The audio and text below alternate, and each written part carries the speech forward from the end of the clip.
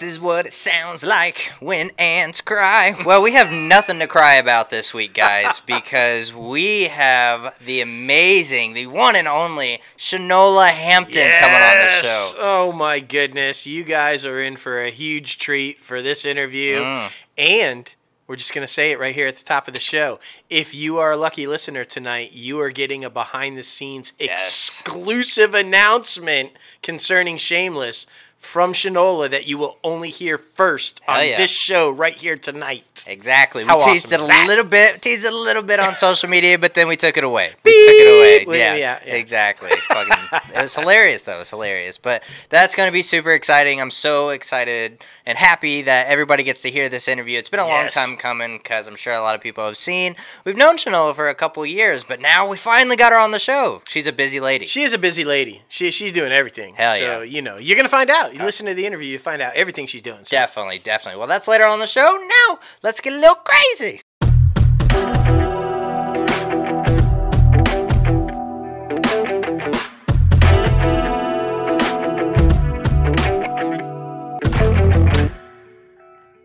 What's up, everybody? Welcome back to another episode of Inside the Crazy Ant Farm. Holy moly, episode 136 this week. Yes, our big Halloween special. Yes, you know, we got a pumpkin. We got some candy. You can hear the candy if you're listening on podcast platforms. You can see the candy if you're watching the YouTube video. So just putting that out there. We got a YouTube channel. Subscribe, like, do all that good stuff. And this is about as dressed up as we get. Yeah. We wear masks every day like all of you. You should be if you're not.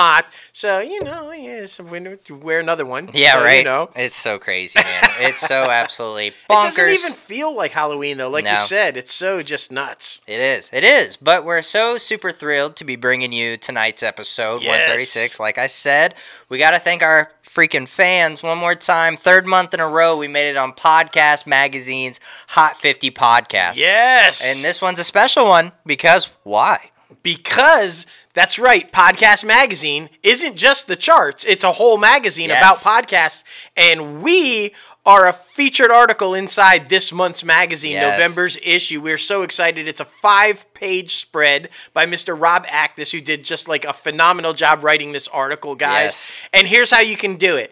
You just go and get the Podcast Magazine app. You can subscribe to the magazine for free on the app, and then you just hit download. You download it, and you can flip through the entire magazine. You can see the Hot 50 list, and you can read our 5-page article about Inside the Crazy Ant Farm. But it's even more than that, guys. We're really thrilled because it talks all about Crazy Ant Media and us individually and the podcast. So it's kind of like a full-fledged article about everything Crazy Ant. So, so excited for y'all to read it, man, really. Definitely. And you guys know your host with the most, myself, J-Lo Fantastic, and the one and only Mouth. What's up? Yeah, guys, we got a lot to talk about. I mean, everybody knows Mandalorian broke today, so of course there's a little bit more that we'll be talking about. Some extra excited stuff. We got some comic book news, of course. A ton, I mean, of course we have comic book news, and then just a whole bunch of other stuff that's going down in the entertainment industry. I was shocked. Sony actually has several stories, none Spider-Man. No shit. What? It's crazy. I mean, we have a Spider-Man story, but they... but not just Spider-Man. Not just Spider-Man. So exciting, man. So exciting. But before we get this thing started, we got to plug our merchandise website. Yes. Make sure to go over to www.crazyantmedia.com. Click on that merchandise tab and start rocking the latest and greatest Crazy Ant Media gear. With Halloween about to be out of the way, that brings up Thanksgiving, which also brings up Black Friday. That's right. We have Black Friday sales that we will be doing. Yes. And of course, we are going to be releasing our holiday merchandise as well. So be sure to stay tuned for that. I'm super pumped. Like, as soon as they're released, I'm going to be getting myself one. Absolutely. And thank you to everybody who's been buying, because we saw, again, another huge order came through the other day. You guys are just buying stuff up, and we could not be more happy and thankful that y'all are doing that. We're so glad you enjoy the merchandise. Definitely. So, woo! Yeah, good stuff, man. Good stuff. Well, Aunt Becky is finally there, guys. Yes! Finally in jail. I am so happy to report this because you know how we feel about Aunt Becky. Yes. We're talking, of course, about Lori Loughlin. She began her 2-month prison sentence. Will she do the whole 2 months? We don't know, but she started the 2-month prison sentence today. She turned herself in. She's at a facility just outside San Francisco, a prison facility just outside San Francisco. Here's the best part, guys. Here's her convict number. That's right. We've got her convict number. You can do little memes with it. Are you ready? Get a pen and paper. Here it comes. 77827-112. Boom. Aunt Becky's prison number. Yeah. All right. So now she surrendered. She was supposed to surrender like before November 19th or something. Why she would do it on the day before Halloween? Yeah, it's kind of weird. It's a weird surrender, but she ain't out of the neck though. Like she's still got 2 years supervised probation and like 100 hours of community service, $150,000 fine. She probably already paid that shit. Probably. But I'm just happy to say she's behind bars. Right. We talk about so many stories that celebrity get in trouble for these huge things and then barely get a slap on the wrist. I mean, this is kind of part of it. But I'm just happy to actually see these people go to jail and serve their time because they are also just a normal human being. Just because of their job doesn't make them better than you or I. So they deserve what they get. Yes. So I'm happy that these people are finally getting what they deserve. now let's see your Aunt Becky memes. Yeah, we gave you the prison number, the convict number. Come on, put them on there. All right. Exactly, guys. Well, with it being Friday, this is the way. This is the way we're going to transition. You see the Funkos, you see the drawings if you're watching the YouTube videos. Oh, man, we're so pumped about it. But, I mean, Star Wars, The Mandalorian also announced this week that they're going to launch Mando Mondays. And this is going to be a program that would deliver new Mandalorian products every Monday through December. So gear up or ramp up for the holidays, obviously. Hell yeah. And then they're going to have their own YouTube channel on the Star Wars YouTube channel. They're going to have their own show on the YouTube channel. And it's going to showcase like games that they're going to be providing. They're also going to interview the stars like Pedro, Mandalorian himself, and the bad guy, Giancarlo there. I'm so bad with names, so it's fine. It's fine. And the Star Wars host will also be giving viewers some added insight on Monday as to travel through the upcoming season together. So it's going to be kind of like a Talking Dead situation where you talk about the past episode or what to expect for the next episode. I'm super pumped about this because, I mean, we've been waiting for a while. That's right. But not as long as some Netflix shows. That's true. That's true. And you guys know, and you may have already watched it. Maybe you're waiting until after you listen to the podcast, but I would. It dropped tonight. Mando dropped today, The Mandalorian Season 2. So get on it if you haven't watched it yet. Exactly. Because we're going to spoil everything for you next week. Yeah. So you might as well get on that shit. Just be prepared, That's man. Right. Just be prepared. But other exciting things happening at Disney. We were talking about Star Wars, now switching it over to Marvel. Oh, yes. Spider-Man 3 is officially in production. They went into production earlier this week. Tom Holland, Zendaya, everybody arrived in Atlanta, and now the principal of photography is underway. That's it. They were doing some second unit photography, some backup stuff with the stunt people and everything. So, but Holland's there now, and it's all full-blown. Boom! So, I can't wait, man. Me too. I mean, who knows who's going to be in it, not in it? I mean, there's so many discussions and rumors about what the film is and is not going to be. Yeah. All we know for sure is it's filming now. So, and man, Marvel just had a ton of news. They did. Principal photography for Hawkeye is finally about to get underway. Yeah. It's getting ready to take off in the next couple of weeks. Here's the really cool thing, though. We're hearing from multiple sources that it's going to be filmed almost entirely at Tyler Perry Studios in Atlanta. That's exciting. Yeah, we know Marvel films in Atlanta all the time, but it's normally Pinewood. So to hear that it's going to Tyler Perry, that's going to be badass. Yeah. I mean, good for Tyler, right? Agreed. And they're planning on doing a post-Thanksgiving production start date. So, I mean, that's right around the corner. Yeah. Literally, we're about to go into November, and, I mean, Thanksgiving last Thursday of the month. So, I mean, I'm pumped. Still no word on who's playing Kate Bishop. Right. I mean, we don't know. Haley Steinfeld? We don't know. That's the rumor still. We don't know. I bet they're keeping this thing highly under wraps. I mean, that's the Marvel way, so, I mean, of course. But I'm excited, man. I'm excited because right now, Star Wars is killing it on Disney+, especially with their series. So, it's true. I mean, I'm so super pumped for Marvel stuff to finally get on Disney Plus and have more adult content to watch. And because Star Wars is kicking ass on Disney Plus, it only makes sense, this next story. Oscar Isaac has apparently in negotiations and now looks like confirmed to be playing Moon Knight. Yes. Marvel's Moon Knight. There's been so many rumors about Daniel Radcliffe, so many different people attached. Keanu Reeves, Nicolas Cage. But apparently Oscar Isaac is going to be the guy. So this is really exciting. It's going to be a Disney Plus series, but then also Moon Knight will transition into the films, which makes sense because they're going the whole mystic route and everything, so that makes total sense. Yeah. And they're going to go the Mark Spector version of it, which, as you guys know, is a resurrected Egyptian god.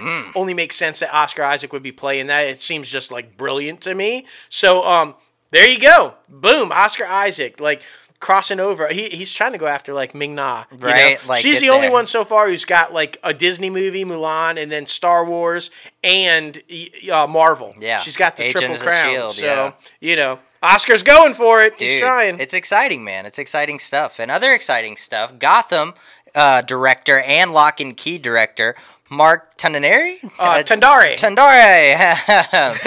He said he's interested in directing the Blade film, Marshall Ali's Blade. Yeah. So I'm super pumped about this. You know why? Because we had him on the show. Yes, you guys didn't know that, but we're going to be dropping a bonus interview. Remember The House at the End of the Street with Jennifer Lawrence? And he directed that, and he's got a new one coming out called Spell, coming out this week, actually, on Halloween. So super excited. We're going to drop that bonus interview for y'all. And so, of course, after talking to him, we're totally pumped that he's talking about wanting to do Blade. Let's fingers crossed that he gets that, because that would be, we'll have to have him back on to talk about that. Of course. Oh, my goodness. So super big. Super big. Yes. And I mean, speaking of big, this cast keeps getting big and big and big. And huge. Big. I mean, like, it's insane. Yes. The cast of Danny Strong's Dope Sick continues to grow. Yes. Ray McKinnon is set to recur in the series, so I'm super pumped about that. Of course, we've announced the many other star-stubbed people that are already attached to this thing. I mean, Michael Keaton, you got Caitlin Dever, Peter Skarsgård, I mean, so Rosario Dawson, so many freaking Philippa people. Sue, Eliza, like what? They got Eliza. Yeah, and I mean, stay tuned, guys. I mean, the series is slated to premiere in 2021, so I mean, that is also just around the corner. This year's been flying by, and a whole bunch of new content is coming next year. It's true. You've only got like 9 weeks to wrap up every other A-lister in Hollywood, Danny. Yeah. Like, get on it, man. Good luck. Good luck.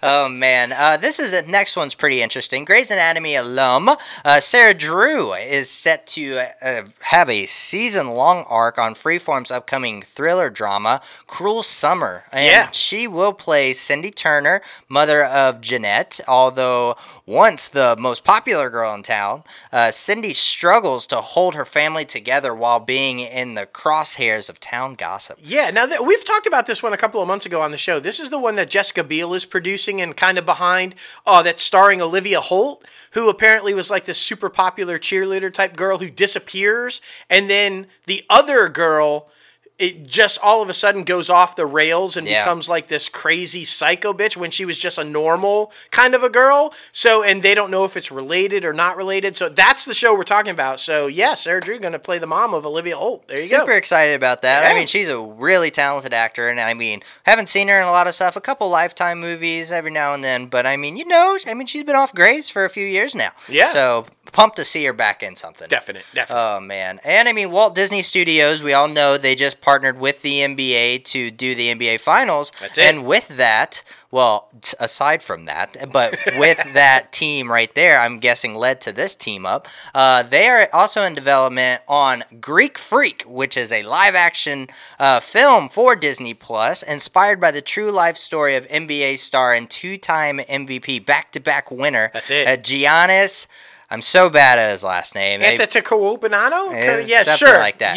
Something like that. Plays for the Milwaukee Bucks. You guys know him. You love him. Great guy. But yeah, man, super excited because he's got a super story to tell, coming from Greece and then coming over here to play. He came into the NBA around like 2021, so this man has just been killing it in the NBA. So it only makes sense that he is going to get a freaking film about him. Exactly. Well, and his brother. They're doing it both because his brother just won with the Lakers. Yeah. So there you go. Yeah, it's going to follow the two brothers and their, so yeah, that makes sense. I love that Disney is working with the NBA, though. We know they've signed deals with LeBron James and, a bunch of NBA players, so awesome. Definitely. Definitely. Well, you guys know who Thomas Hayden Church is? Lol. Love him. Yep. Love him. He will star and executive produce The Texanist. Ooh. Oh, interesting. The multi-camera comedy is currently in development at Fox. And the Texanist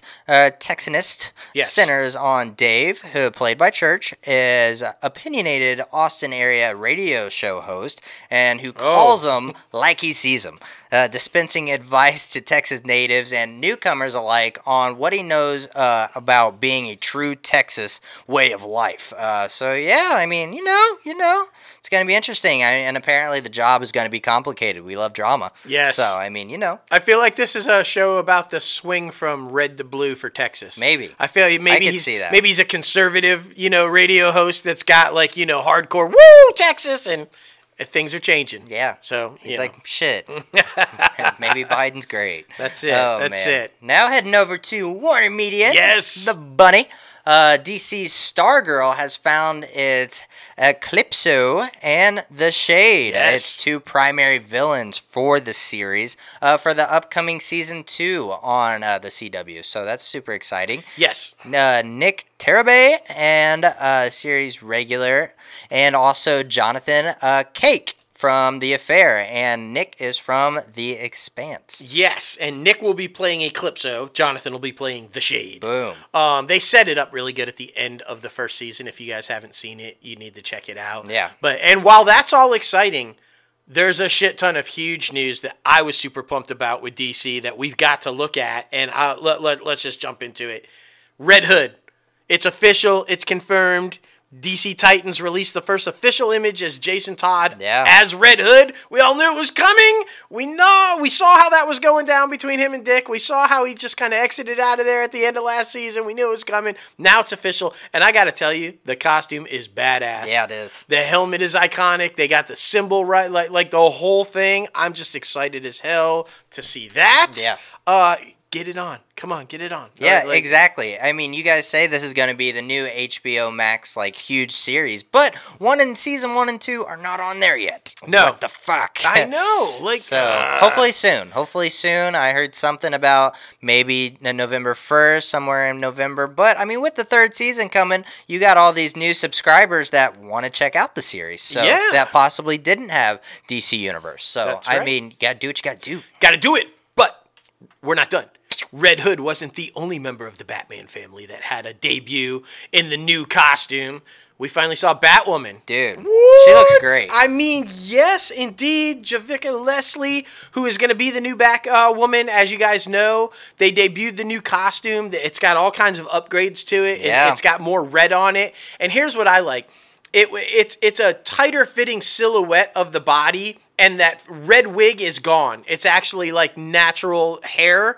And apparently this was because she wanted the costume changes to represent more of what an African-American woman would look like in the costume. She said, when Batwoman walks up in the shadows, I want it to be where you can tell this is an African-American woman that's coming up on you. And she said that was extremely important to her. And apparently the CW and the producers behind Batwoman agreed. And bam, you got the new costume. I'm so excited that they worked with her on that and said, hey, this is important to me, and if you guys can make this happen, it will be fantastic. And they did. So. And they did. And if you haven't seen the pictures, check them out. They're all over our social media. They look fantastic, man. Yeah. Super excited about the Batman family in Warner Media's little, world because, man, they're kicking ass. Same. And I mean, that's supposed to debut January 17th, so right after the new year. So that is correct. Stay tuned, guys. Stay tuned. And, I mean, the CW has also announced premiere dates for 11 of its other series, 3 which are new ones, Walker, Superman and Lois, and the Canadian pickup, Trickster. Yeah. So, interesting. Interesting stuff, man. I mean, I know a lot of people are interested to see Walker Padalecki, what he's doing after Supernatural, how that character is going to be. Definitely. And then, of course, Superman and Lois. Superman's just this such iconic character, and I mean, people are going to nitpick the fuck out of it, but it is what it is. That's the nature of the beast, I feel like, with the comic book game. Absolutely. But at least he's got a good start. I mean, his version has been popular on Supergirl, so we'll see. I mean, we'll see. I mean, all kinds of rumors there, too, that they're replacing Supergirl with a different Supergirl on Superman and Lois. Interesting. So, it won't be Kara. It'll be a different person. So they're not replacing Melissa Benoist's character. But who knows? All kinds of rumors. But, exactly. All right, so if you guys are wondering, here it is, though. On January 8th, Friday, January 8th, Whose Line Is It Anyway? And Penn and Teller Fool Us will be back. Yes. New episodes will be back. Tuesday, January 12th, Two Sentence Horror Stories and that new Canadian show Trickster make their debut. The 17th, we told you, Batwoman. Monday, January 18th, All American comes back. Wednesday, January 20th, Riverdale and Nancy Drew are back. Thursday, January 21st is when you're going to get your first look at Padalecki as Walker. Oh, shit. That Texas Ranger, but not Walker, Texas Ranger, because that's the old show. Yeah. And Legacies. It'll follow that. Sunday, January 24th, if you're interested in it, the Charmed reboot is back for its next season. Monday, February 8th, Black Lightning is back. Super excited about the next season of that one. Tuesday, February 23rd, we've got The Flash and Superman and Lois making their debuts. And there you go. That's the rundown. So between January and February, all the CW shows are going to hit. Yeah. So, and I mean, it makes complete sense for The Flash and Superman and Lois to be back-to-back because, I mean, with this being a new show, not new characters necessarily, but with it being a new show, you want to have it after and or before a freaking huge established show. Yeah, and Flash is now the front runner. He's going into season 7. He's the main guy now because Arrow's gone. Yeah, so, the Flashverse. The only thing I didn't see on that whole schedule, though, and where is it still? Green Arrow and the Canaries. Just saying. Yeah. Just saying. Katie Cassidy and Catherine McNamara and the gang, they deserve it.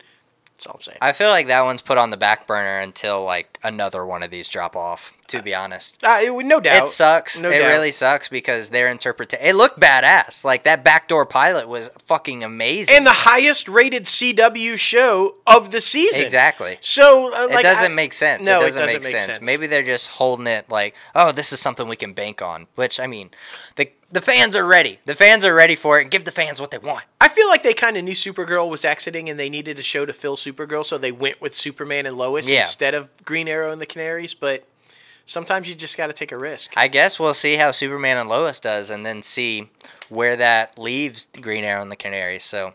We'll see. I hope it comes. I'm just saying. Same. Well, everybody's been seeing this the past couple weeks and the past couple months, honestly. 90s cartoons are making a strong comeback. I mean, we've talked about Beavis and Butthead, Ren and Stimpy, the Animaniacs. Yes! But now another classic is coming that way. It's going to be a reboot of Tiny Toon Adventures, and it's in development at HBO Max and Cartoon Network. I think it's pretty cool how they're doubling up on this one because, I mean, if people don't have HBO Max, a lot of people still have cable and will be able to watch it on Cartoon Network. Yes. So I'm super pumped about that. All the kiddies need to realize who the fucking amazing animaniacs are and all these fucking cartoons because, I mean, they're great. I loved growing up on these ones. Yeah, I mean, and a lot of people don't know probably that Steven Spielberg was behind both Animaniacs and Tiny Toons. Yeah. So, it's awesome. Yeah. I mean, it's great. And we talked about it before. I'm a huge Ren and Stimpy fan. You idiot! Yeah. So happy that one's back. Exactly. So. This one's going to be titled Tiny Toons Luniversary. Yes. So that's going to be interesting, man. It's going to be interesting. The show has received a 2-season order, so you're at least going to see that. And Spielberg is behind this one as executive producer again, so that helps a lot. Yes. That name, man. That name.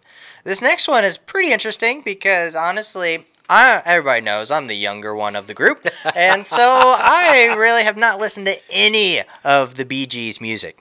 So, this is interesting. The Frank Marshall-directed documentary, The Bee Gees, How Can You Mend a Broken Heart, is set to debut December 12th on HBO, and then it will also be available to view on HBO Max as well. So, I know a lot of old people are excited. Yes, and I'm excited because this documentary is going to show you that they aren't just the legendary disco people behind disco. There was so much more. I mean, these guys wrote songs for damn near everybody. They sold shit tons of records, all kinds of Grammys. It wasn't just... I know they hit huge with, Saturday Night Fever in the disco era, right? But, I mean, they had a ton of hits outside of that.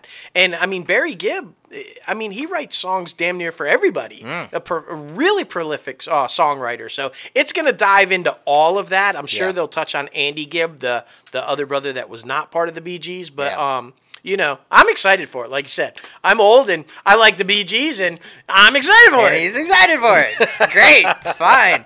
Oh, man. HBO is also doing some more cool things. HBO Sports has boarded Imagine Documentaries and Fuka Films. Fuka. His last name's the easy one. I know. And this one's going to be The Day the Sports Stood Still. Ooh. And it's literally going to be about the unexpected shutdown in March 2020. Once Tom Hanks got it, everybody took that shit seriously. That was it, man. We watched This Is Us the other night, and freaking once Tom Hanks got it, I loved how they put that in there.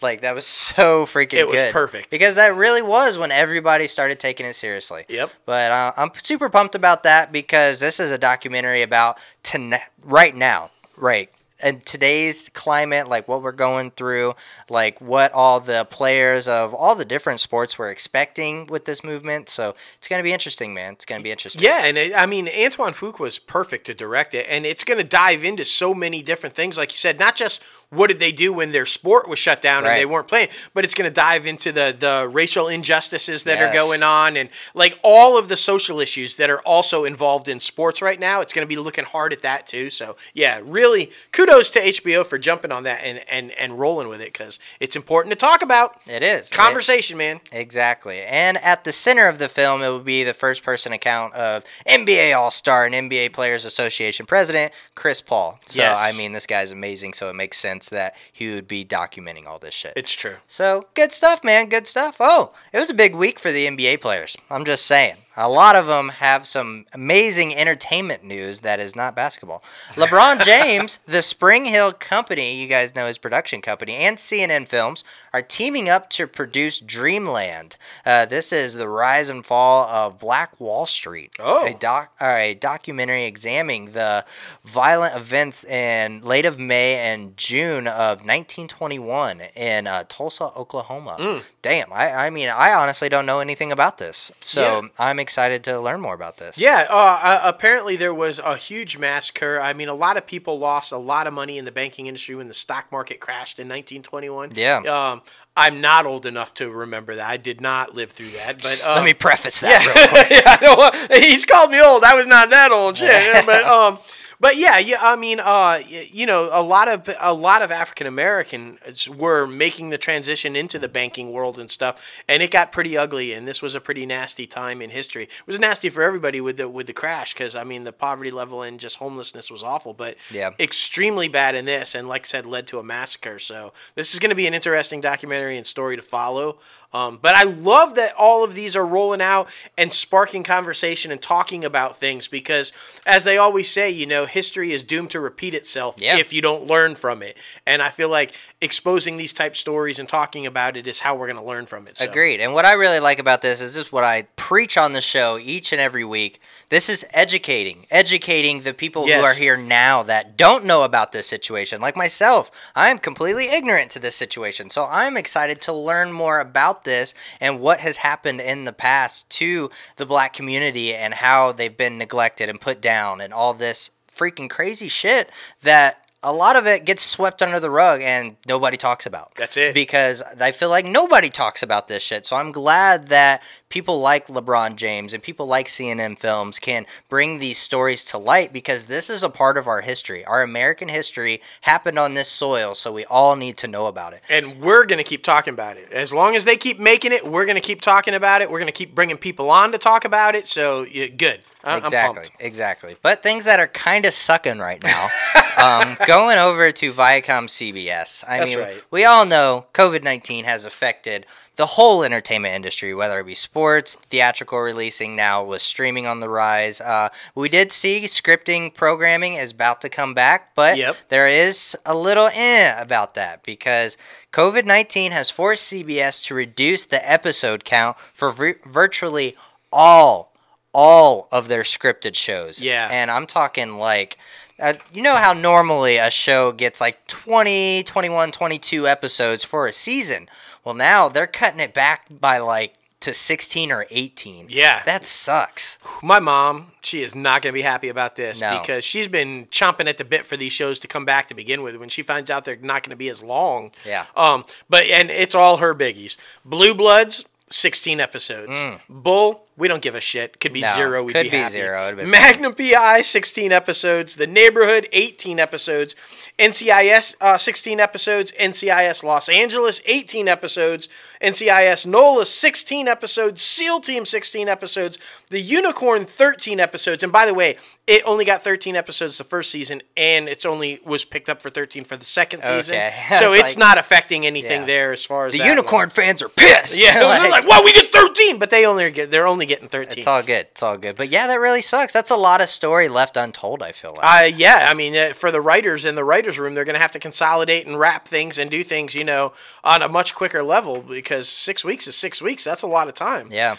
We should say these are all CBS produced shows, meaning made at CBS Studios. For other scripted series that are made by other production companies, Young Sheldon, for example, made by Warner Brothers but airs on CBS, CBS is also in negotiations with those creators to cut back the amount of episodes on non-CBS produced shows as well. So we'll see. We'll keep an eye on it. Yeah, that's super unfortunate. Hopefully they can come to some sort of agreement on that. And, I mean, worst comes to worst, they could put out bonus episodes on HBO Max. Like Young Sheldon is on HBO Max, so fuck you, CBS. We have a streaming service, so I mean, you know. That's true. But CBS has renewed Big Brother for its 23rd season, which is kind of surprising because I guess this last season was really sucking. Shanola Hampton, our guest today, talks about that. Yep. Not a happy camper. No, not at all.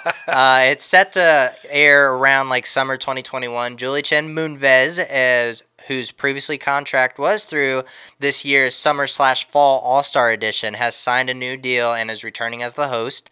And she has hosted Big Brother ever since the show's launch in 2000. Yeah. So I didn't even realize that. That's crazy. Been there since the beginning, yeah.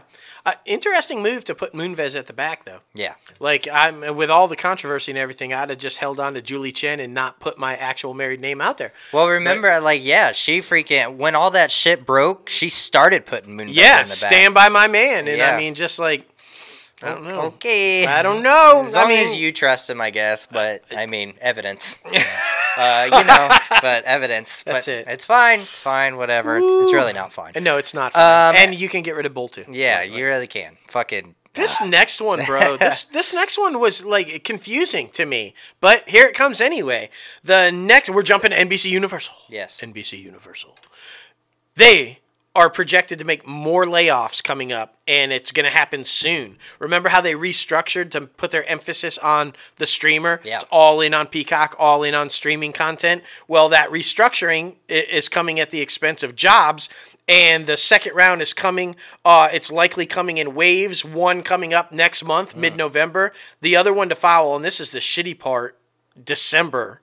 Late December, like right before Christmas. Like, what the fuck is that? Well, literally, these 2 months, I feel like, should be off limits for businesses because it's super fucked up. I mean, right now, people are just now starting to get Christmas gifts for their families, but literally laying off in November and December, like, that's just rough, man. And here's the crazy part about this story. It's 150 to 300 employees that are going to lose their jobs.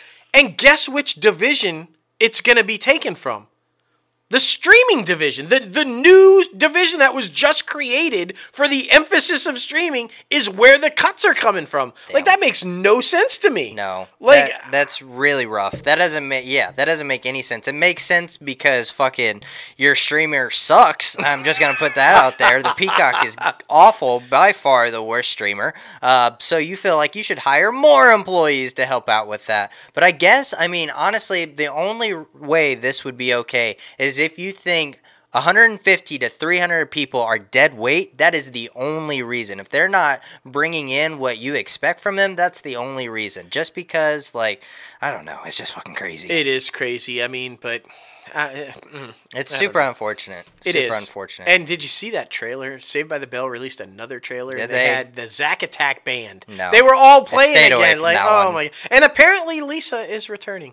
No. Lisa Turtle, she will be back. Lark Voorhees. So, Yeah. I wonder how she's looking. I don't know. Remember, she was upset that she didn't get a call to be a part of the whole reunion show. Apparently, they felt bad and called her. Yeah. So they. Hopefully, she's better, man. Because I mean, she was looking rough there for a while. She was. So we'll see. Hopefully, man. NBCUniversal streaming platform, the Peacock, which sucks, is in negotiation for a reboot of Dick Wolf's groundbreaking 1990s cop drama, New York Undercover. Yeah. Oh, yeah. The new series is described as a re-examination of the original, reflecting the current times, and it's picking up 20 years after the end of the original series. That makes sense. Yeah, I mean, you guys know the original was in 1994, aired for 4 seasons on Fox, all that good stuff. Yeah, I mean, at this time, it's unclear whether or not the new show will feature some of the characters from the original series, which I feel like would be kind of cool for the fans that like the original series. So I mean, Malik Yoba and Michael De Lorenzo were like fantastic on that show. Yeah. And if you don't, now in the age of diversity and exclusivity and all these things, at that time, it was the first show to feature 2 people of color in lead roles. yeah. So if you're not going to bring them back, what kind of a major fuck up is that? Yeah. Like, bring them back at least in some capacity. Yeah. I mean, I don't know. I don't know either, man. I was a fan of the show, though. I'm always a fan of Dick Wolf stuff, so, I mean, you know. Yeah, and any Law and Order shit. Fucking. But the Peacock is also following Netflix's footsteps. It has canceled its first original series on the platform, Brave New World, after just 1 season. Yep. The show is part of Peacock's inaugural original slate that was only homegrown scripted series available at launch in July, but it had a big budget, and apparently it just didn't generate enough buzz with the fans and or the critics, so they were just like, cut it. So what does that tell you? You put all the money into it. It's your big first original show on your new network, and you canceled it after a season? Yeah. That's not a good start. Exactly. We should say they did say that they have like 22 million subscribers now, and they saw a nice little jump, but I feel like that won't last long. Yeah, agreed. I'm just saying. It's freaking free. It's freaking free. But this is the first cancellation since Susan Rovner had joined NBC Universal this month as chairman. So, yeah, maybe she just didn't like it. I mean, maybe not. Yeah. Maybe not. Time for some Sony news. And it's not Spider-Man. It's not Spider-Man. We already told you the Spider-Man news. Exactly. Yeah. Left that shit at Disney. That's right. That is what Sony should do. Bad Hair star Chante Adams will play a female lead opposite of Michael B. Jordan in Sony's upcoming drama, A Journal for Jordan, which, get this, guys, Denzel Washington is going to direct and produce. The film will tell the true story of Pulitzer Prize winner. Pulitzer Prize winner. Candy Love's Affair. The first Sergeant Charles Monroe King, who kept a full journal of his life lessons and about his newborn son Jordan while he was deployed overseas. King was killed in Iraq in 2006 when Jordan was just 7 months old. Yeah, this is going to be deep. Yeah. I feel like this is going to be an Oscar contender maybe for Michael B. Jordan, especially if Denzel Washington is directing him. Right. I mean, come on. You're talking about a soldier who's keeping a journal for his son, and he dies, and his son probably never got to see him or know him, so it's going to be a heartbreaker. Right. Ready to cry. Yeah, and it's full circle, right? Like, Denzel Washington paid for Michael B. Jordan. Remember, we heard the whole story? Yeah. And then Chadwick Boseman, and how the 3 of them are linked, and this whole kind of a thing. So kind of all come in full circle. Denzel Washington, man, he's responsible for, like, everybody. Yeah. Like, I mean, it's amazing. It's a badass directing-acting duo, so I'm super pumped. I'll be interested to see if, well, we'll talk about it a little bit later. I'll bring this back up. Yes. The 5th installment of Blumhouse horror franchise Insidious is in the works, guys, with the franchise's lead actor Patrick Wilson.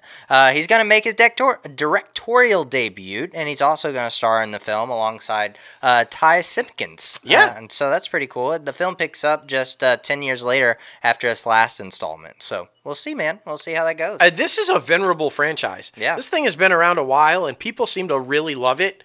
So it is going to be interesting, though, because Patrick now with the Aquaman franchise, and it's getting ready to ramp back up again. And Ty, of course, now there's all kinds of rumors that he's going to take over as Iron Man in the MCU. You know, we saw the introduction in Iron Man 3. And they showed him in Endgame. So who knows, man? It'll be interesting to see if they can keep moving forward with the Insidious stuff. Yeah. If the other franchises take off. So I don't know. Because I mean, those are huge franchises. Yeah. I mean, bidding war. Atlanta star Brian Terry Henry is set to join the assembled ensemble cast of the action thriller Bullet Train, also starring Brad Pitt, Joey King, Aaron Taylor Johnson, and Andrew Kudroy. Yeah, man, this is insane. This cast is boom. I know, and we talked about this a couple of weeks ago too, and we said then it didn't have any plot details.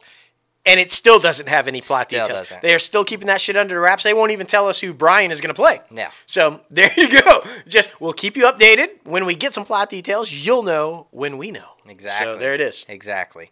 Leela Loren has joined the ensemble of Sony's action comedy Man from Toronto, starring Kevin Hart, Woody Harrelson, Kaylee Cuoco, and is also on board. So this is pretty exciting. The film revolves around a case mistaken of identity.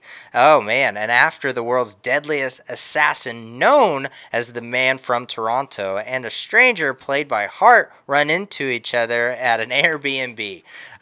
Chaos soon fucking blows up as the assassin's world comes crashing down on Kevin Hart's character. Yeah, I'm guessing this is going to be a mistaken identity thing where they think that Hart is the Man from Toronto, right? Which is going to be fucking hilarious. I mean, you know, it's good to see the cast rounding out, though. We talked about this one about a month ago, and when Kevin was attached. Now the cast, man, shit. Yeah. All right, just keep following up, man. Exactly. All right. Exactly. Sony Pictures is also freaking partnering with Martin Lawrence, Anonymous Media's Stephen Curry, and Eric Payton and Brendan O'Brien. They're teaming up on a high-concept comedy set in the World's Basketball League titled One and Done. Yeah. Women's Basketball League. Exactly. Whoa, this is going to be crazy. Exactly. One and Done. Obviously, it's being set up for Martin Lawrence to star in. That would only make sense. I mean, a story of female empowerment showcasing how athletics are an important driver in building one's self-confidence. Yes. This is going to be an interesting story. I agree. So excited to see. We were talking about at the top of the show, you know, all the move with the NBA. So now to have the women's league in and doing stories about women's basketball and professional sports, good. Yeah. We need that stuff. Exactly. Man. Times are changing, too, because NBA 2K also has an option on there now that you can play as the women basketball players, not just the men. So finally, they are able to get featured on a video game. Look, man, there's success in those women's leagues, you know. The Magic got a ring with the Sparks, exactly. All right? I'm just saying. Saying. Man, he's got rings for days. He does. Oh, my goodness. But other exciting things, and bringing back my last thing I was about to bring up, Michael B. Jordan is reportedly in talks to direct Creed 3. If the deal gets done, it would mark Jordan's directorial debut. So that's super exciting. He previously executive produced Creed 2, and he will produce Creed 3 as well, and it's going to be the 9th installment in the Rocky franchise. That's crazy to me. That's freaking epic. And what I was going to say earlier, not to spoil this story, was hopefully Denzel can give him, if this happens before Creed, Denzel can give him those like little piece of advice trying to move behind the camera. Oh, hell yeah. I mean, if you're going to be on that set with Denzel directing, I would be as big a sponge as I could possibly be to learn everything I could from Denzel. But I think Jordan is beyond brilliant. I think he's just an incredible talent. So I'm betting he's going to just nail it as a director as well. I agree. And he's going to go the Bradley Cooper route, dude. He's going to, if it is his directorial debut, he's going to direct and star, which is always, you know, difficult. For the first one, I would be so scared.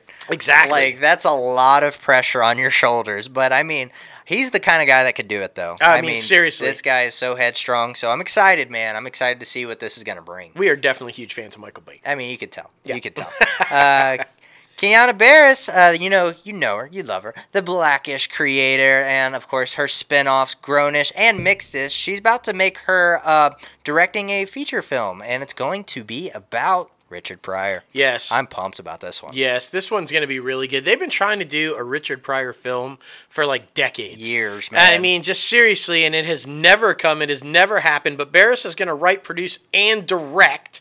So that's going to be. And apparently, from everything that we're hearing, they are not going to shy away from all of the controversy. And why would you? That's what made his life like the way, I mean. That's Richard Pryor. Yeah. You have to tell his whole story or not at all. Yeah. Like, I mean, so it's going to be interesting to say the very least. Boy, biopics are the thing now. They are. If you can sign on to a biopic, be it a music biopic or comedian or just, I mean, they are slaying right now. Agreed. Woo. I think we need more about actors. Right? Actors biopic, like Jack Nicholson or Sylvester Stallone, or like these huge names that, I mean, we want to know a little bit more of their story, where they come from. So it's pretty cool, man. I mean, it's definitely the beginning in waves of it, so we'll see what happens. But speaking of biopics, we're talking about Aretha Franklin's Respect. This one, she ain't getting none. No, she's really not.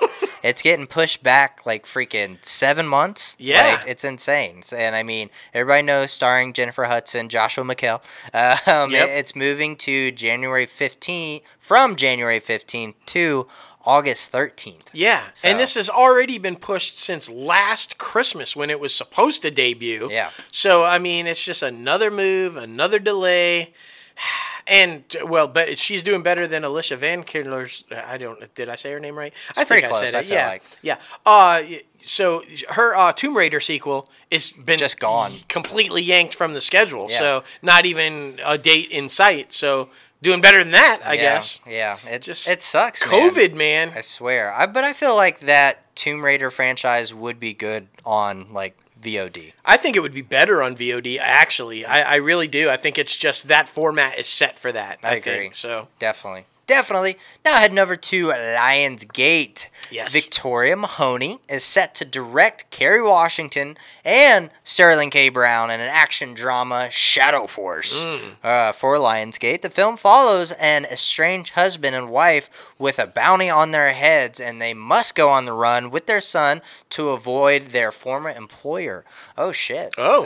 So this is intense, guys. This is intense. I'm super excited about this. I mean, that is crazy, but they're in good hands, apparently, because Mahoney she was a second unit director on Rise of Skywalker, and she's done Lovecraft Country, Grey's Anatomy, Power, American, Claws, so like all kinds of stuff. So good for her getting the jump up, man. And fuck, Kerry Washington and Sterling K. I mean, like, damn, nobody better, really. I mean, if you're gonna have a first film, that's the cast to do it with. I'm just saying. Hell yeah, man. Hell yeah. J-Lo, not this J-Lo, other J-Lo, the big J-Lo. That's right. Jennifer Lopez and Armie Hammer are set to star in Lionsgate's action comedy Shotgun Wedding. Ryan Reynolds is also attached to executive produce this film. Oh. And it follows Darcy, who is Lopez's character, and Tom, who is Hammer's character, and who gather their lovable but very opinionated families for an ultimate destination wedding as the couple begins to get cold feet. And if that wasn't enough to threaten the celebration, suddenly everyone's lives are in danger when the entire party gets taken hostage. Oh. Fuck. That's definitely original. Yes. Go you. Go freaking you. Ryan Reynolds, man. Armie Hammer and J-Lo. That is going to be an interesting pairing right there. Yes. That's all I'm saying. That's going to be... That's good. I agree, man. That is good stuff. I agree. This one was like, we're doing this story, we're throwing this story in there because there was all kinds of massive confusion about what is and is not true about this. An official biopic of blues king B.B. King, blues musician B.B. King, is definitely going into pre-production in 2021. However, this is a totally different B.B. King film than the one that Wendell Pierce announced being a part of on his social media campaign. The one that's going into pre-production in 2021 is actually backed and being done by the estate of B.B. King. The one with Wendell Pierce is not. The Thrill Is On is the one starring Wendell Pierce, and it's more of a story about B.B. King and his best friend. But now, while the estate is okay with it, they're not behind it or not a part of it, and they wanted to make that clear because there was some confusion about what is or is not true. So There's 2 B.B. King biopic films coming. One yet untitled. One doesn't have a star, and that's the one being backed by B.B. King's estate, and then the other one with Pierce that is not being backed. So there you go. I'm gonna watch them both. Yeah, like, I mean, B.B. King is awesome. So yeah, and here's the funny part: the one that is being backed by B.B. King said they are considering Wendell Pierce to also play B.B. King in their film. What the fuck? So, I mean, that's not confusing. No, that's, I mean, it just make it even more confusing for everybody. But I'm a huge fan of his. I think he's going to be a brilliant B.B. King. So, if the estate was smart, they would get him to be in their film too. Exactly. Just saying. Exactly. Well, guys, the thrill is gone from Netflix. I'm just saying because they said they weren't going to do this, but then they lied. They lied. They freaking lied. They are raising the subscription price in the States for the premium plans, and this now everybody knows it was the standard. It's going to be around $13.99 from $12.99. So I mean, it's only going up $1, but still, the 4K premium plan is going up to $17.99 and it was $15. So that sucks, man. That sucks. Because they said they were going to do this shit overseas, but not here. And here it is. Yeah. And now they're doing it. Exactly. Luckily, if you just have the standard, you can only watch it on your screen, one screen stuff. It ain't affecting you. You're not going to get a price hike. Yeah. But stop spending so much money on shit and being so much in debt that you got to keep raising it up. Because can we remind you, HBO Max and Disney Plus are on your ass, and if you start going higher than them, that's going to be. I'm just saying. It's not going to be good. Ted Reed. What are you doing? Are you listening? What are you doing? Are you listening? Already got fans of HBO Max and Disney Plus. Just saying. Yeah. Just saying. Oh, man. But this next one I'm super pumped about because I love both of these actors. Awkwafina and Sandra Oh are teaming up for a yet-to-be-titled sister comedy feature film for Netflix. And get this, guys. The film centers around a lonely reclusive whose life is unpinned when her train wreck of a sister vows to mend their relationship by helping her fulfill her lifelong dream to be in a contest on her favorite game show. By far, I for sure think Awkwafina is going to be the sister that comes and like, oh, we should do this. And Sandra is like, no, fuck you. Yes. I'm so excited. The 2 of these people as sisters in a comedy, though, it's going to be huge. Yeah. I mean, I like you said, I love them both. They're both phenomenal actors. And when you get these 2 women in a room with this type of a script, come on now. Yeah. Come on. Brilliant.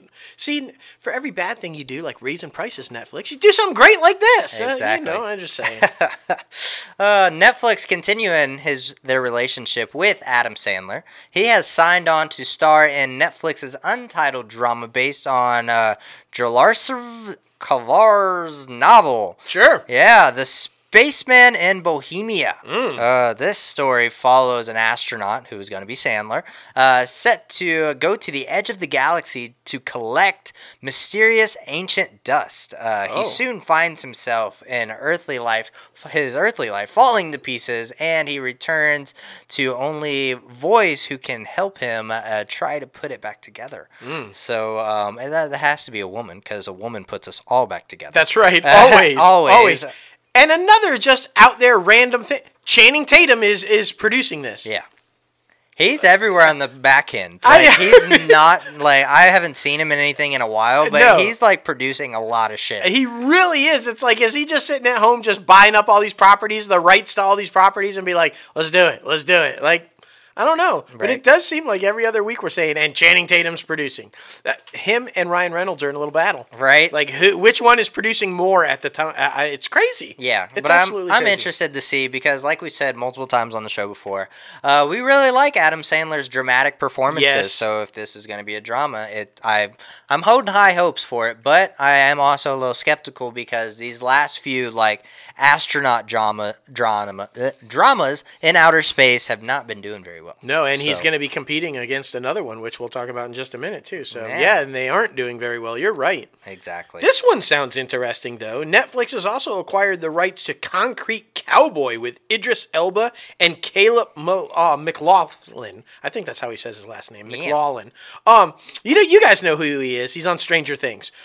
This sounds really interesting. The story follows a 15-year-old Cole who's taken to live with his estranged father, Harp. Torn between his growing respect for his father's community and the stables and his re-emerging friendship with his troubled cousin, Cole begins to reprioritize his life, and the stables themselves are threatened by an encroaching gentrification. A release date not yet set, but they're thinking 2021. Yeah. So, interesting. So he's going to come live with his dad, get his life together, and then they're going to come after the stables and everything that's like, Yeah, it's going to be interesting. I mean, you got Idris Elba, so I feel like it's going to be a hit right there. I mean, seriously. And Westerns, man, they're trying to make a comeback, aren't they? They're trying, man. They're trying. I don't know how well it'll do, but, you got to give them a shot.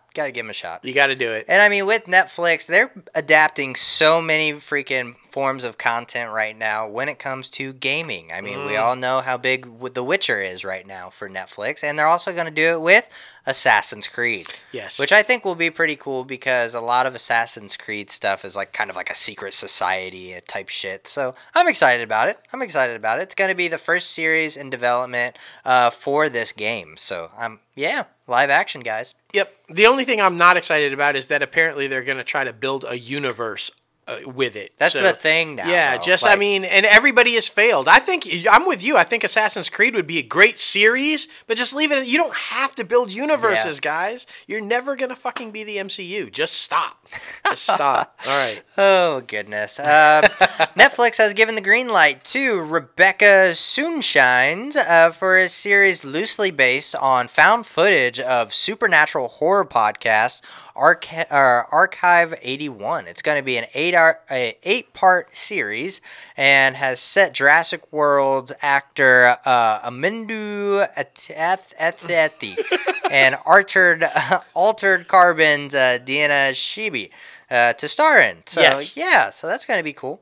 And she is also the person, Rebecca. She's going to be the showrunner of the series as well. So that's fun stuff, guys. Always exciting, though. I mean, this seems to be a trend, too, taking podcasts and turning them into series. That's the new thing. So it is definitely something that we're going to be keeping our eyes on. You might see a Inside the Crazy Ant Farm series one day. Yeah. Who knows? You never know. There could be a biopic about us. There could be. I'm fine with that. Me, too. And everybody saw this week, Netflix also released the first trailer of George Clooney's upcoming post-apocalyptic sci-fi film, The Midnight Sky.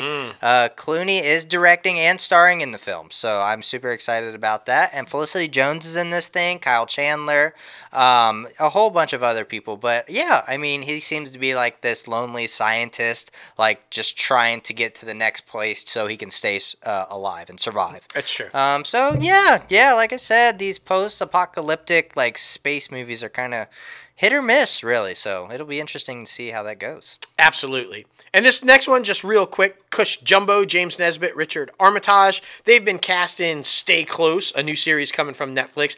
I was just excited about this because I miss Cush Jumbo. She was on The Good Wife and The Good Fight, and she's not on The Good Fight anymore, and so I really like her. She's a good, great actress, and I'm a fan, and so good to see her back on TV. Boom. So, good, boom. Amazon Studios is saying they are claiming that they had huge engagement with tens of millions of customer views for Sacha Baron Cohen's Borat. The sequel opened on opening weekend, and people, I guess, watched it on a Facebook watch party Thursday night, and it got a lot of views, guys. It seems to be a big thing right now. I mean, I know it was a huge cult thing, so it makes sense. I mean, all the original cult viewers going back to it, but whatever. Yep. Yeah, same. How they won't release the actual numbers, though. No, they just say tens of, but they won't release the numbers. Exactly. So. But Amazon also ordered a TV series adaptation of Andrew Bovill's award-winning play "Things I Know to Be True," with Oscar and Emmy winner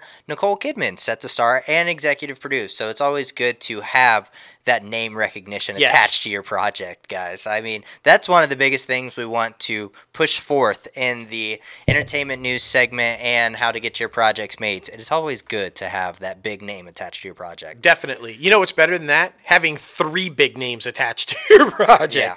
Rose Byrne, Seth Rogen, and director Nick Stoller are reuniting for Platonic, a half-hour comedy series greenlighted by Apple. You guys know they worked. He was the director and the 2 stars of Neighbors with Zac Efron back in the day, 2014. This one's going to be a 10-episode order, and it's an interesting show about the workings of a platonic relationship between a man and a woman who I guess had a falling out, and now they're coming back together and trying to repair the friendship and fix the friendship and all of the chaos that goes with that. Yeah. So Rose Byrne and Seth Rogen, I think, is going to be fucking hysterical. I agree. I think that's going to be Apple's doing some good things, man. They really are. Yeah. And I mean, they also just renewed Ted Lasso, which is a huge one for Apple right now. Jason Sudeikis.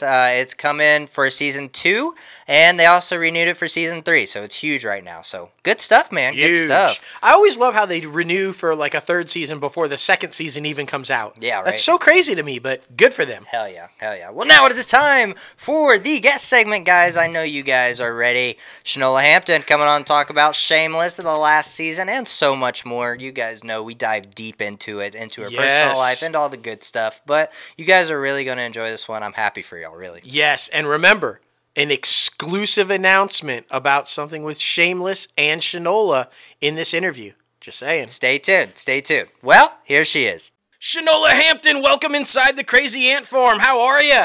Yeah, I'm feeling crazy. Hello. Love it. Off to a good start already. Yes. Listen, we are so excited to have you on the show. As all of our listeners and fans know that follow us, we were blessed enough to meet you back a couple years ago at the America 2.0 event. And, man, the way you came right over to us on the red carpet and talked to us, you were just so kind and so sweet. And we are so excited to have you on the show and to talk to you. It's so exciting. Thank you. I remember you guys so well. I loved that project. That was such a fun one. But isn't it so weird? We did this at America 2.0, and then what happened to America right after that? Right? Like, shit hit the fan. I'm just saying it was creepy. It was really creepy. And, you know, and like everybody's like, will the real Seth run somebody, please? Right. You know, like... Man, oh man. Well, boy, do we have a lot to talk to you about. Obviously, we're going to talk about Shameless, you know. I mean, we have to talk about Shameless, but so many other things. You move kind of behind the camera. You're doing a lot of producing and executive producing lately, and you're working with schools, and you just got so much going on. We're going to try to talk about all that. Directing. Yes. Yeah, I can't wait. Yeah, it's going to be really fun. But what we like to do is kind of do a little bit introduction to the fans, kind of talk about how you got started in the industry, and was it something that you always knew you wanted to do, or did you kind of fall into it, or talk about that a little bit. How'd you get started? All right, I won't bore anyone, but here's the deal. Ever since I was 4 years old, I knew that I wanted to be an actress. I am just a little brown girl from South Carolina, a small town called Summerville, South Carolina. Shout out to my South Carolinians. And my mom was not one of those moms, or my dad, that was going to be like, let's move to LA so my child can be a star. My mother was very much like, you are going to finish school. And my father was like, and on top of that, you're going to go to college and get your master's degree. And after that, you can do whatever you want. So damn it. So basically what happened is I thought I was going to be a Broadway star. That was actually one of my dreams, Dad. And I wanted to be on a soap opera because really the only person that kind of looked like me on TV was a character named Drusilla on Young and the Restless. Yes. So it was who I could relate to, but played by the beautiful Victoria Rowell, who I later on met in my life. And so it was between those two things that I really thought my dreams were. And then when I was getting my master's degree, I thought that because I was going to do this as a career, I should know the genre of television. So I used the summer before my last year in my master's. I went to University of Illinois. And before that summer before my final year, I came to LA. And while I was here, I worked at a casting office called Ulrich, Dodson & Kritzer. And they gave me my first job on a Ryan Murphy show called Popular. And I was Taft lead, and I got into SAG, and then I got a pilot, and then I was like, I am here making a name for myself. LA, yeah. And then I got like a little stint on General Hospital, like just one little. I wonder if I could even find that footage, but just one little thing I did on General Hospital, and then I was like, oh, LA, come to play. Yes. So I moved to LA, and the rest, as they say, is his story or her story. Hey, yes. I love it. And you bring up, I wonder if I can find that footage. I'm just going to throw this out there because I found the footage. And like, I think the very first time I saw you that I remember was on the reboot of Electra Woman and Dyna Girl as Daisy. And I was a huge fan of the original, and I was a huge fan of Marky Post. So I was like, oh, I got to check this show out. And then come to find out, like, there is Daisy. That is Shanola Hampton. And I'm just like, so I went digging. The very first pilot I did. Yes. I thought I had made it. I just thought pilots got picked up. Just so you know. Well, okay, there you go. And just so you know, I went digging and found some footage, and I may or may not put a pickup during this interview when we air. I love that. Let me tell you something. Sid and Marty, but Sid is a trip.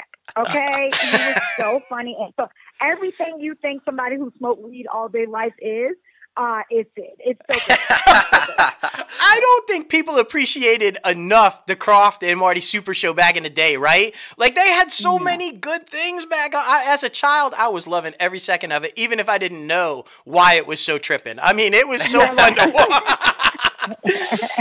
Oh man, good stuff. Well, that wasn't a boring story at all about how you got started. That was like, bam, jump right in. That's pretty awesome. Thank you. I tried to make it really fast so that people are like, blah blah blah. You were in a coffee shop. No, that doesn't happen. Lies. No, trust me. Trust me. Our fans would just love to hear you read a dictionary. Like, it's completely fine. Like, they're just so super happy. But I mean, you wanting to be on stage, did you get that opportunity to get on Broadway and get on stage in front of an audience, or how'd that go about? I have not gotten to Broadway quite yet, but I expect that after this podcast with you all and your fans and you putting it out there, that I'll get some sort of, rent or some sort of offer to be somewhere on a stage. I'd love to just go for 6 weeks and do something. You know what I mean? Definitely. I would love to do a full production too. Sure. But that, I feel like that's one of the next steps. I will be on a stage on Broadway before this is all over. There you go. I could see you in Hamilton. See you in Hamilton. Yes. Thank you. Oh my gosh. Angelica. Yes. And Peggy. Oh, wait a minute. We don't want to have to pay for that, so I'll stop there. That's right. Lynn's already calling. Uh-oh. Right? It's all good. It's all good. Oh, my goodness. Oh, yeah. But so, look, it's been just amazing to watch your career. And I kind of want to talk about like Shameless a little bit, because we were just talking before we started going on the air with you and talking about how, you've been on a show that's been 10 years, 11 seasons, and you've been there since the very beginning. And we were talking about, with all the movements that we've been seeing in America, like we were talking about at the top of the show, and the things that are going on in society now with the Black Lives Movement and the equality movements and the Me Too movement.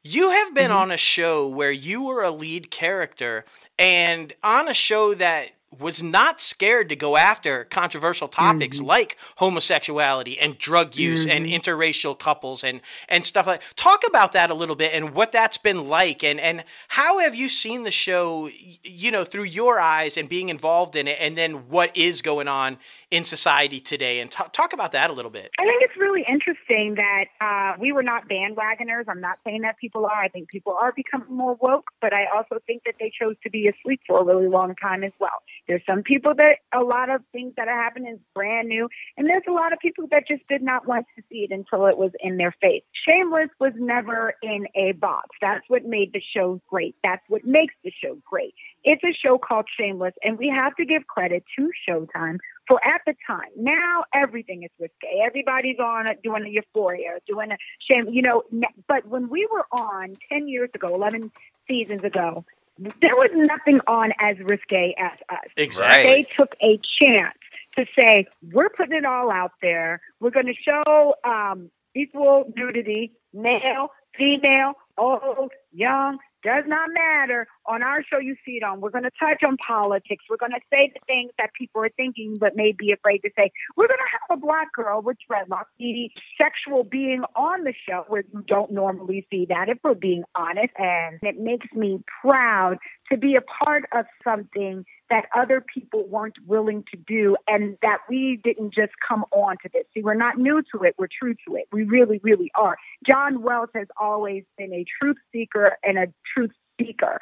So when he said he was going to go for it, there were times when we would look at tape reads in our earlier season and everybody would be sitting there with their jaw dropping saying, we aren't going to do this, are we? We're not saying this, are we? Are we going to make it? Oh, we are. Oh, we are with no apologies. Okay.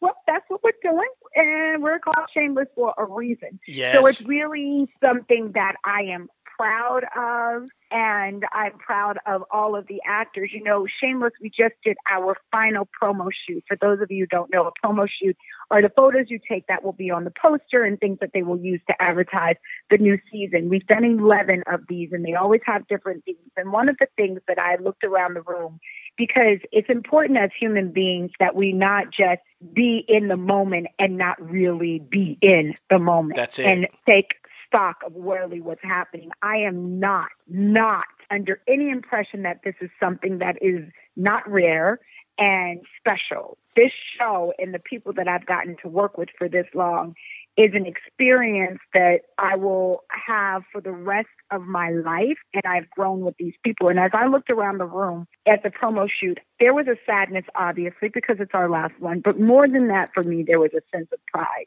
I was proud of the human beings that I was surrounded by, not only their work on screen, but who everyone has become off screen.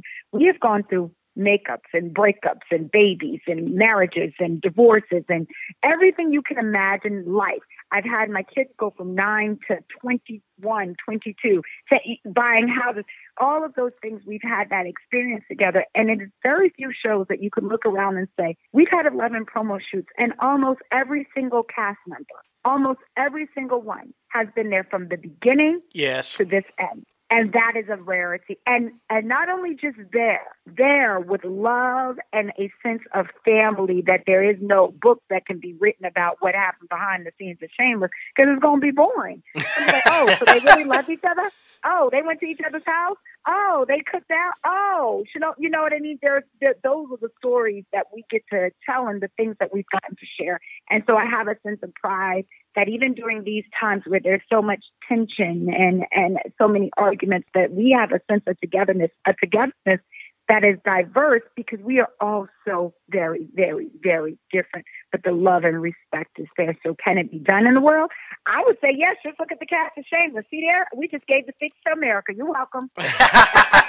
We can't tell at all that you like the show or liked being there. No. Right. No, not even a little. Wow, though. So well said. And you know what I really like? Towards the beginning of that, when you said, they speak the truth and everything, I feel like that's one of the main reasons I enjoyed the show. And I know Logan enjoyed the show and so many people enjoyed it, because you guys did spark conversation. Yes. It was a show that was impossible to watch without talking about it and having a conversation about what was going on. And I think that's so crucial, especially when you have that type of a platform. So crucial for things to do nowadays. Yeah, and that's really exciting. And I think that's why fans loved it at first, because before we were on Netflix, where people started to binge, and that changed our entire lives, there were those that were just hungry for this kind of material, and that it was almost like a cult following. And the thing that we would hear throughout was how we were touching on these issues that no one had touched on before, but telling it in such a truthful way. Now, do we go and what is it called? Jump the shark sometimes? Yeah. Sure. It's been 11 seasons, honey. We can't get it all the way right. Right. Okay? There have been some jump the shark moments and some shit stalling moments, okay? But for the most part, it is such a gritty, raw show. And this season won't be any different. Season 11, the pandemic is going on. The virus is going on. We are living it in the show. We're living it now. So it is what it is. We try to reflect life as best we can on the show. I'm just going to say how the Gallagher clan is getting through the pandemic is going to be like crazy. Like that group of people trying to deal with it.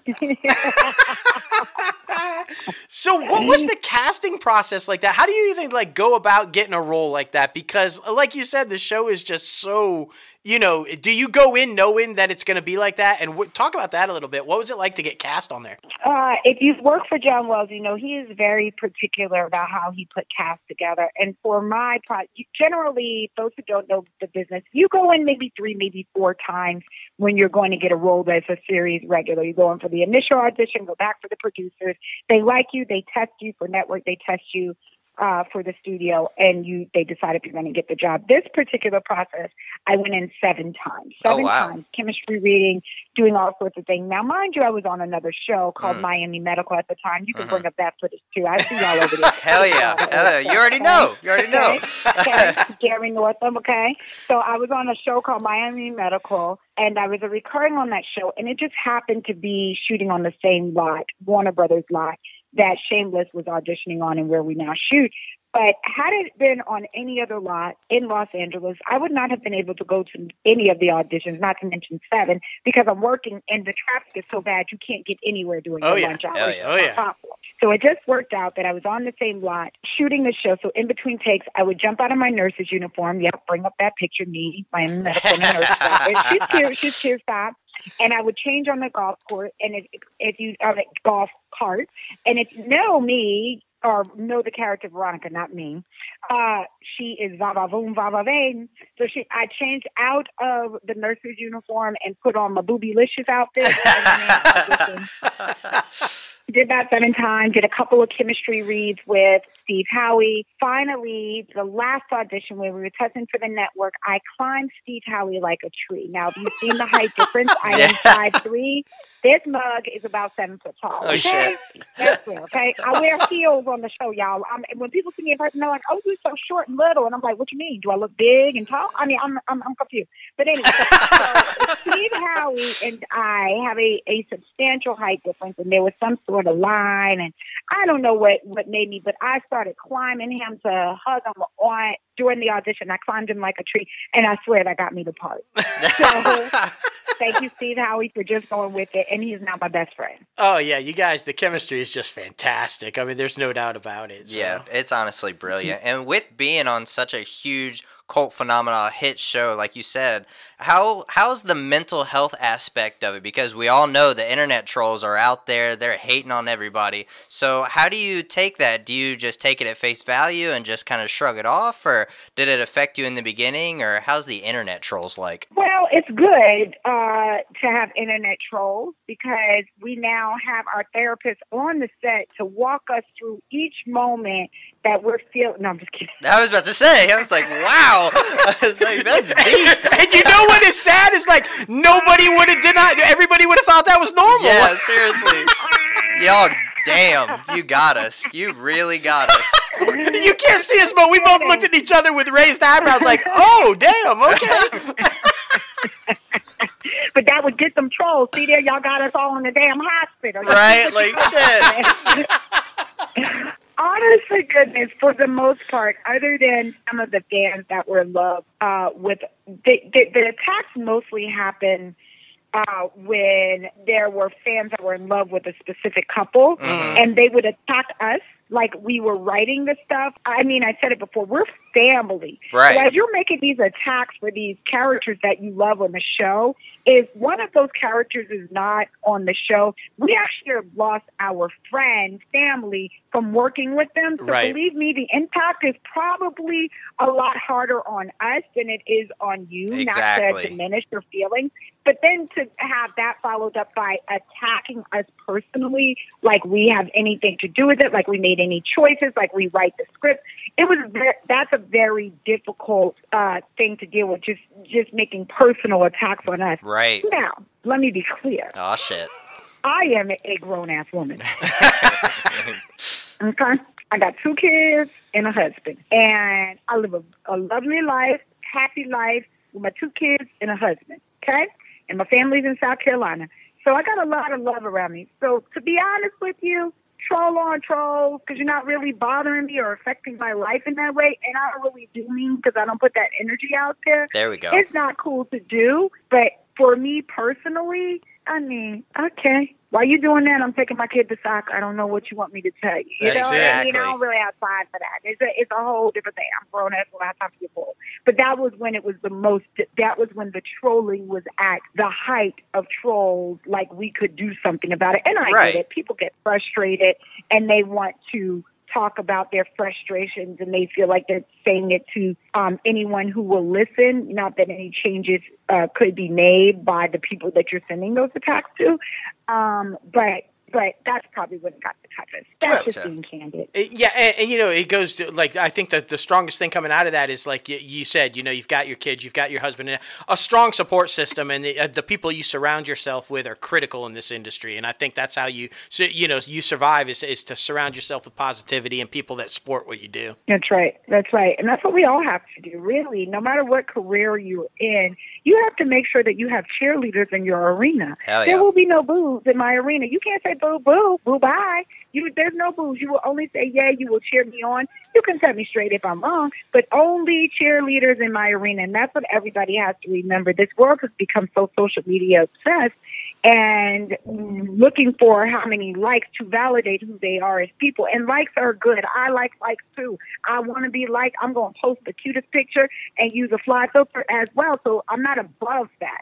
But does it define me or does it make me wake up, sleep? No. And we have to stop being defined by how many followers we have, how many likes we have, or looking at a million people say something kind and focusing just on the one person who says something really, really nasty. There is a security that you have to find in oneself to just live this life and choose joy, period.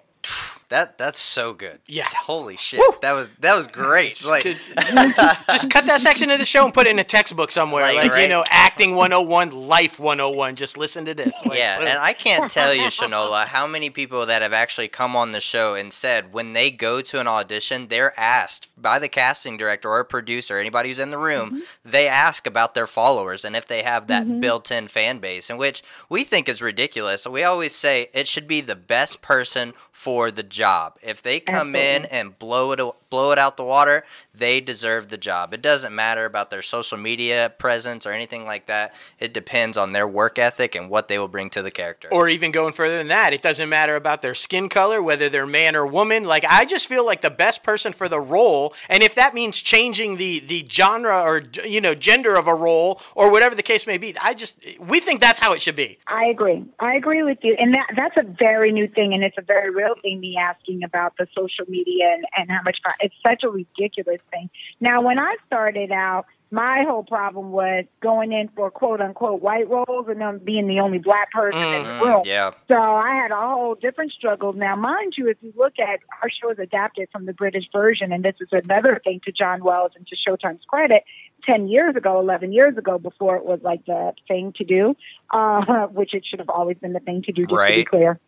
Just to be clear, this should not be like a new thing. Let me just be clear on that. However, the woman who played Veronica was a white girl with blonde hair. I don't think that I am that at all. And so for them to have the foresight to see that, I thought was a really good thing back then, to have a representative that I did not see on television growing up. I told you who I saw.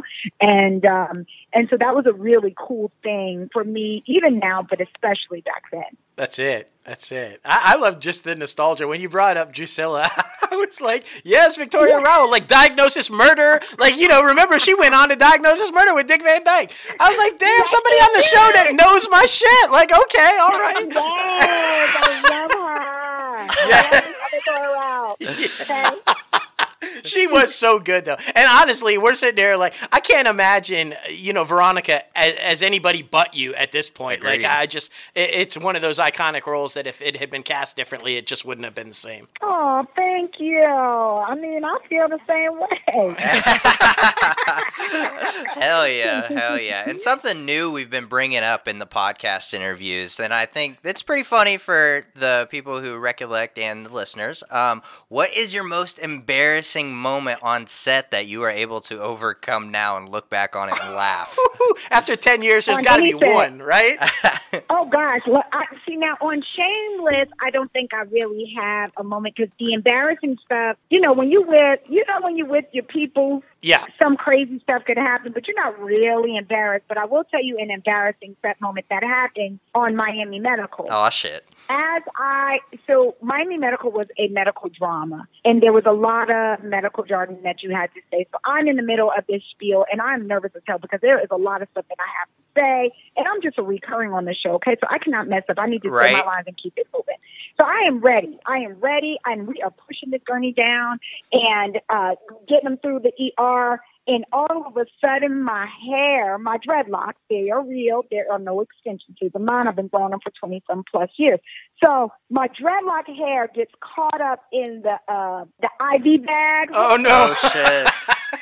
As we are dragging the gurney down at full speed, okay? That's going to be a cut. You're right. Like, hold on. We're going. So my neck is jerked back like whiplash, and there's my neck, and then we're pushing the gurney. Okay, we're going to cut now. I think we're going to cut. Shanola's hair is caught in the gurney. Yep, that happened. Oh, my goodness. And like a pro, you just move right on, right? Or you cut, let's redo, let's go again. Let's go again. But I was so embarrassed. My neck is fine. Get me a brace. We're good. Let's just go. It's a medical drama, right? We got a brace somewhere. We can write that in. Oh my gosh, that is so good. So, okay, obviously you've had this like epic, in front of the camera career, but let's talk about a little bit about how you started to move behind the camera with some executive producing and like taking control of some shows. When did that move start? And is it something that you continue to see yourself doing, maybe directing and doing this type of stuff behind the camera more often, or what? Great question. It started right after I had my second child. I felt like I had accomplished the things I wanted to personally. I was able to have two kids on a show. So the reason why that's important is a lot of actors know this, but it's so hard to kind of navigate the waters of when to get pregnant and when to have the baby, because you got to work and you want to try to be set for pilot season. And so you're kind of trying to navigate these things that you can't really navigate because the baby. Also, like go. But so the blessing of being able to be on a show, and a lot of people have said that Veronica got pregnant on the show because I was pregnant in real life, but that actually is not the story. Oh. The real story, gentlemen, is that Veronica was always going to be pregnant. When I went to John Wells to tell him that I had gotten pregnant during the hiatus, he was like, good, because Veronica is pregnant with triplets, but then one gets eaten in the womb and she's going to have twins. And he starts to tell me this whole storyline. I was like, okay, so no prosthetic belly then. Right? Shit. Actually, how the stars aligned for me. So all of these blessings happened to me on this show. So I had my two kids, and after my son, I had said to myself, I knew that I always wanted to do more besides being an actor, but it was really after I had my son and I felt like I had accomplished all that I wanted to make choices that would take me beyond Shameless. I knew eventually Shameless was going to come to an end. So what do I want to do besides acting? And that was finding projects to executive produce. Those were the movies that I've done. Mm-hmm. But I am now going to be directing. You ready? Yes. Exclusively here. I think I can announce this. I hope I don't get in trouble for announcing this. I think it's okay. We won't tell anybody. I'm just telling you like crazy. You won't tell anybody, but all of your millions. That's right. Okay. All right. I am actually directing episode 8 of the final season of Shameless. Oh, shit. Yes. That's so exciting. That is exciting. So, it's very exciting, but let me be clear. A lot of actors who are on shows are like, I'm going to direct a show. Okay. I actually studied under 3 wonderful directors. I shadowed them for 7 weeks straight. I took it very seriously. I took it like it was my master's degree in directing. I stayed with them from the beginning of the day to the end of the day. I followed Anthony Hardwick, who is our DP, because that's a specific guy. I followed a wonderful woman named Silvertree, who is one of the best directors in the business. And then, of course, the master John Wells himself. So I went through all the training. I showed the dedication that I had. It is something that I'm so passionate about, the directing part of it, that it was hard for me to go in front of the camera when I was doing the shadowing because I just wanted to be behind the scenes doing the stuff. I love it so much. And then John Wells gave me the opportunity after seeing what I did for those 7 weeks shadowing, and now I have the opportunity, and that's something that I will be able to do for our final season, which means so much to me, and then take it back. Yes. So I'm excited. Woo. I'm so excited for you. I know, me too. I got goosebumps. And I have no doubt after people see what you're capable of, it's going to lead to many more things, feature films, more television directing, and just, I have no doubt. And I love the fact that you said, I came at it from 3 different people and 3 different eyes, because I feel like, we have a lot of listeners that are trying to break into the industry and aren't real familiar with everything and I don't think, sometimes I think people think directing means you just stand there, call action, and they do what you want. There's so much more that goes into it. The blocking and the storyboarding and how the scene is going to be shot. Does the DP see it the way the director sees it? And if not, where do you get there? How do you get there? And so I love the fact that you brought up, I'm coming at it from 3 different sets of eyes, 3 different looks at it. Just fantastic. Yeah. I mean, it was important to me. First of all, you want to be taken seriously, because I have seen actors, but I'm not number 1 or 2 on this show. So it's not like a guarantee that somebody will give me you know what I mean? Not that that's a guarantee. Right. But I'm just saying that it's easier when you're the lead of the lead of the show, which I am on Night School, but the lead of a show, to go in and ask for the opportunity. But a lot of actors say they're going to shadow people, and I don't know how many of your listeners want to do this, but they're going to shadow people, and then they go for half a day, right? Or they go for a couple of hours, right? Or they go, and that's cool if that's your bag, but that's not me. I want to know, what did you do when you woke up? Okay, can I get your? I started pretending like I was their assistant too, so they knew that I am humbled down. I'm not the actor that you worked with. I am humbled down to learn from you and to soak everything in. And that was really, really important to me. So it's something I can honestly say that I am proud of, is that. So I can't wait for y'all to see my episode. And look, I get an exclusive. Yes. Yeah, right there. We love that. We always love that. I haven't even announced that yet. Yes. Well, everybody's going to know soon. All right. Oh, man. It's so good, so good. Well, Shanola, we got a little projects if you want to direct some of our projects. That's right. Y'all better give me a call. She's booked and busy, but I think I might be able to squeeze something in. Right. We got a juicy little drama about the industry that we think you might be like, oh, man, I'd love to see your take on directing that. That'd be awesome. Right. Ooh, yeah, but send me some stuff. Look at us making connections. Making Hollywood happen, as Jeremy says. We're making Hollywood happen. Making Hollywood happen. That's right. Well, look, you brought it up, Night School, so we got to go there. Super excited that you do it, Night School. Talk about that. How exciting is that? It's really exciting for me, and we'll see what happens with it. But one of the things that happens when it's announced that it's the final season of a show that you've been on for a long time is you start getting offers for other things. And it's important in your career to say, what do I want my next step to be? What's the look? So many people have seen me as Veronica for so long, which I'm really not in real life. If you met me, you kind of know that.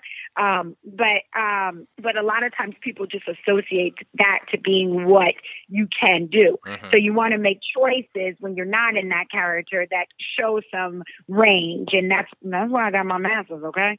So to show that I have some depth, okay? But one of the things that I was struggling with was, what is this next step for me? I knew that the next step was something that would be in the leadership position. That's one of the things that I knew I wanted to do because frankly, I'm good at it.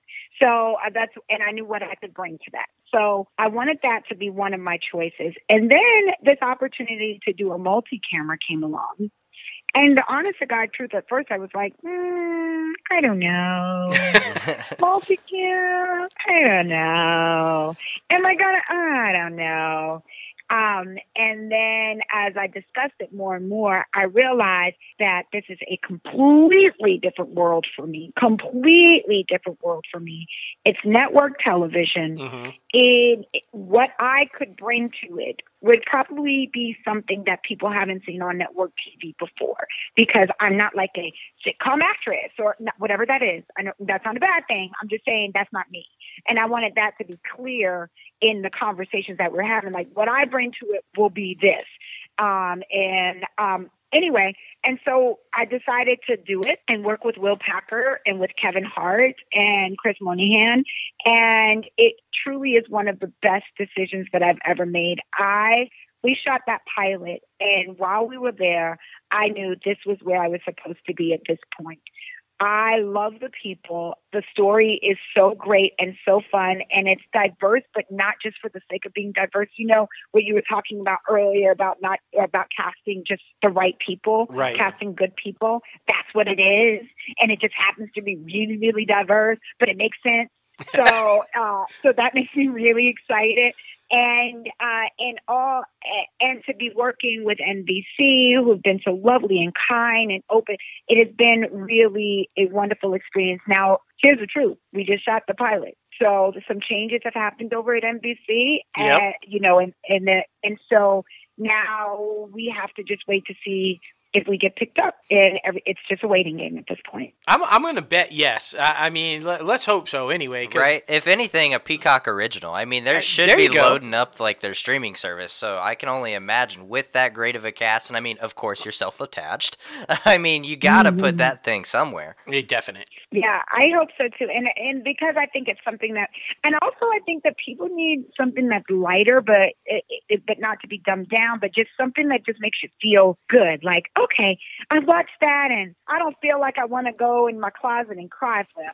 You know, I just want it was just light, and I think it's sort of what the world needs to see. And then the representation of so many different ethnic groups and women, I just think that it would be really a wonderful thing to hit the television screen. So I hope that happens. Exactly. And plus another thing on top of that is the idea is relatively new. Like all these in the wake of reboots and revitalizing like all these different shows that happen 20, 30 years ago, I think it's necessary to have new content out there. I mean, some of it's okay, don't get me wrong, but I mean, with so many up-and-comers trying to break into the industry, there's so many great writers out there that just haven't got their break yet because they've been passed over because of reboots or remakes. So I think it needs to happen. Was that a dig against Electro Woman and Dyna Girl, bro? No, it wasn't. I promise you, Shanola. I promise you. As you were talking, I feel like he just flashed that picture while he was saying it with all these reboots. Okay, sir. I promise you, Shanola, it was not. No. That's good stuff. Oh man, I'll tell you what. For people who follow you though, like on social media and everything, I'm sure I want to talk about this because this just kind of blew up and took off on social media, and like we were talking about earlier, like Logan had said earlier about all the negativity sometimes on social media.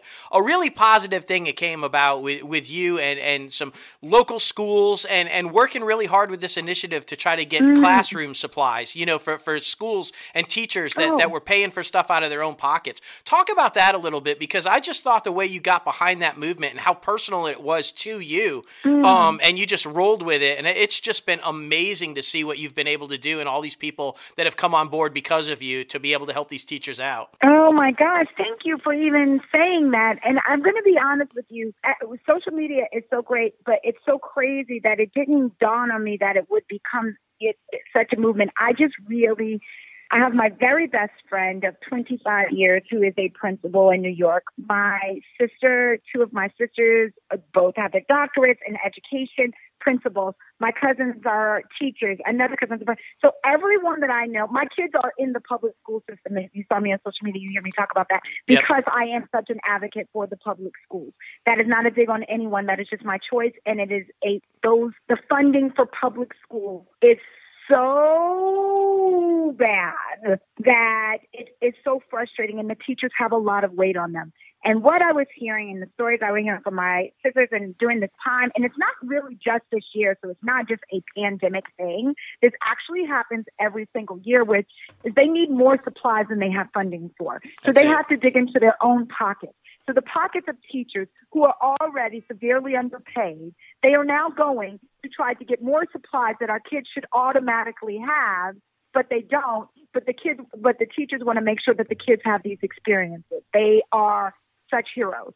So anyway, as I was hearing the stories and I was seeing that there were lists, and one of the things about me when I'm giving to charity, I am hesitant a lot of times to give just money. Because I like a lot of human beings are like, well, where's money really going?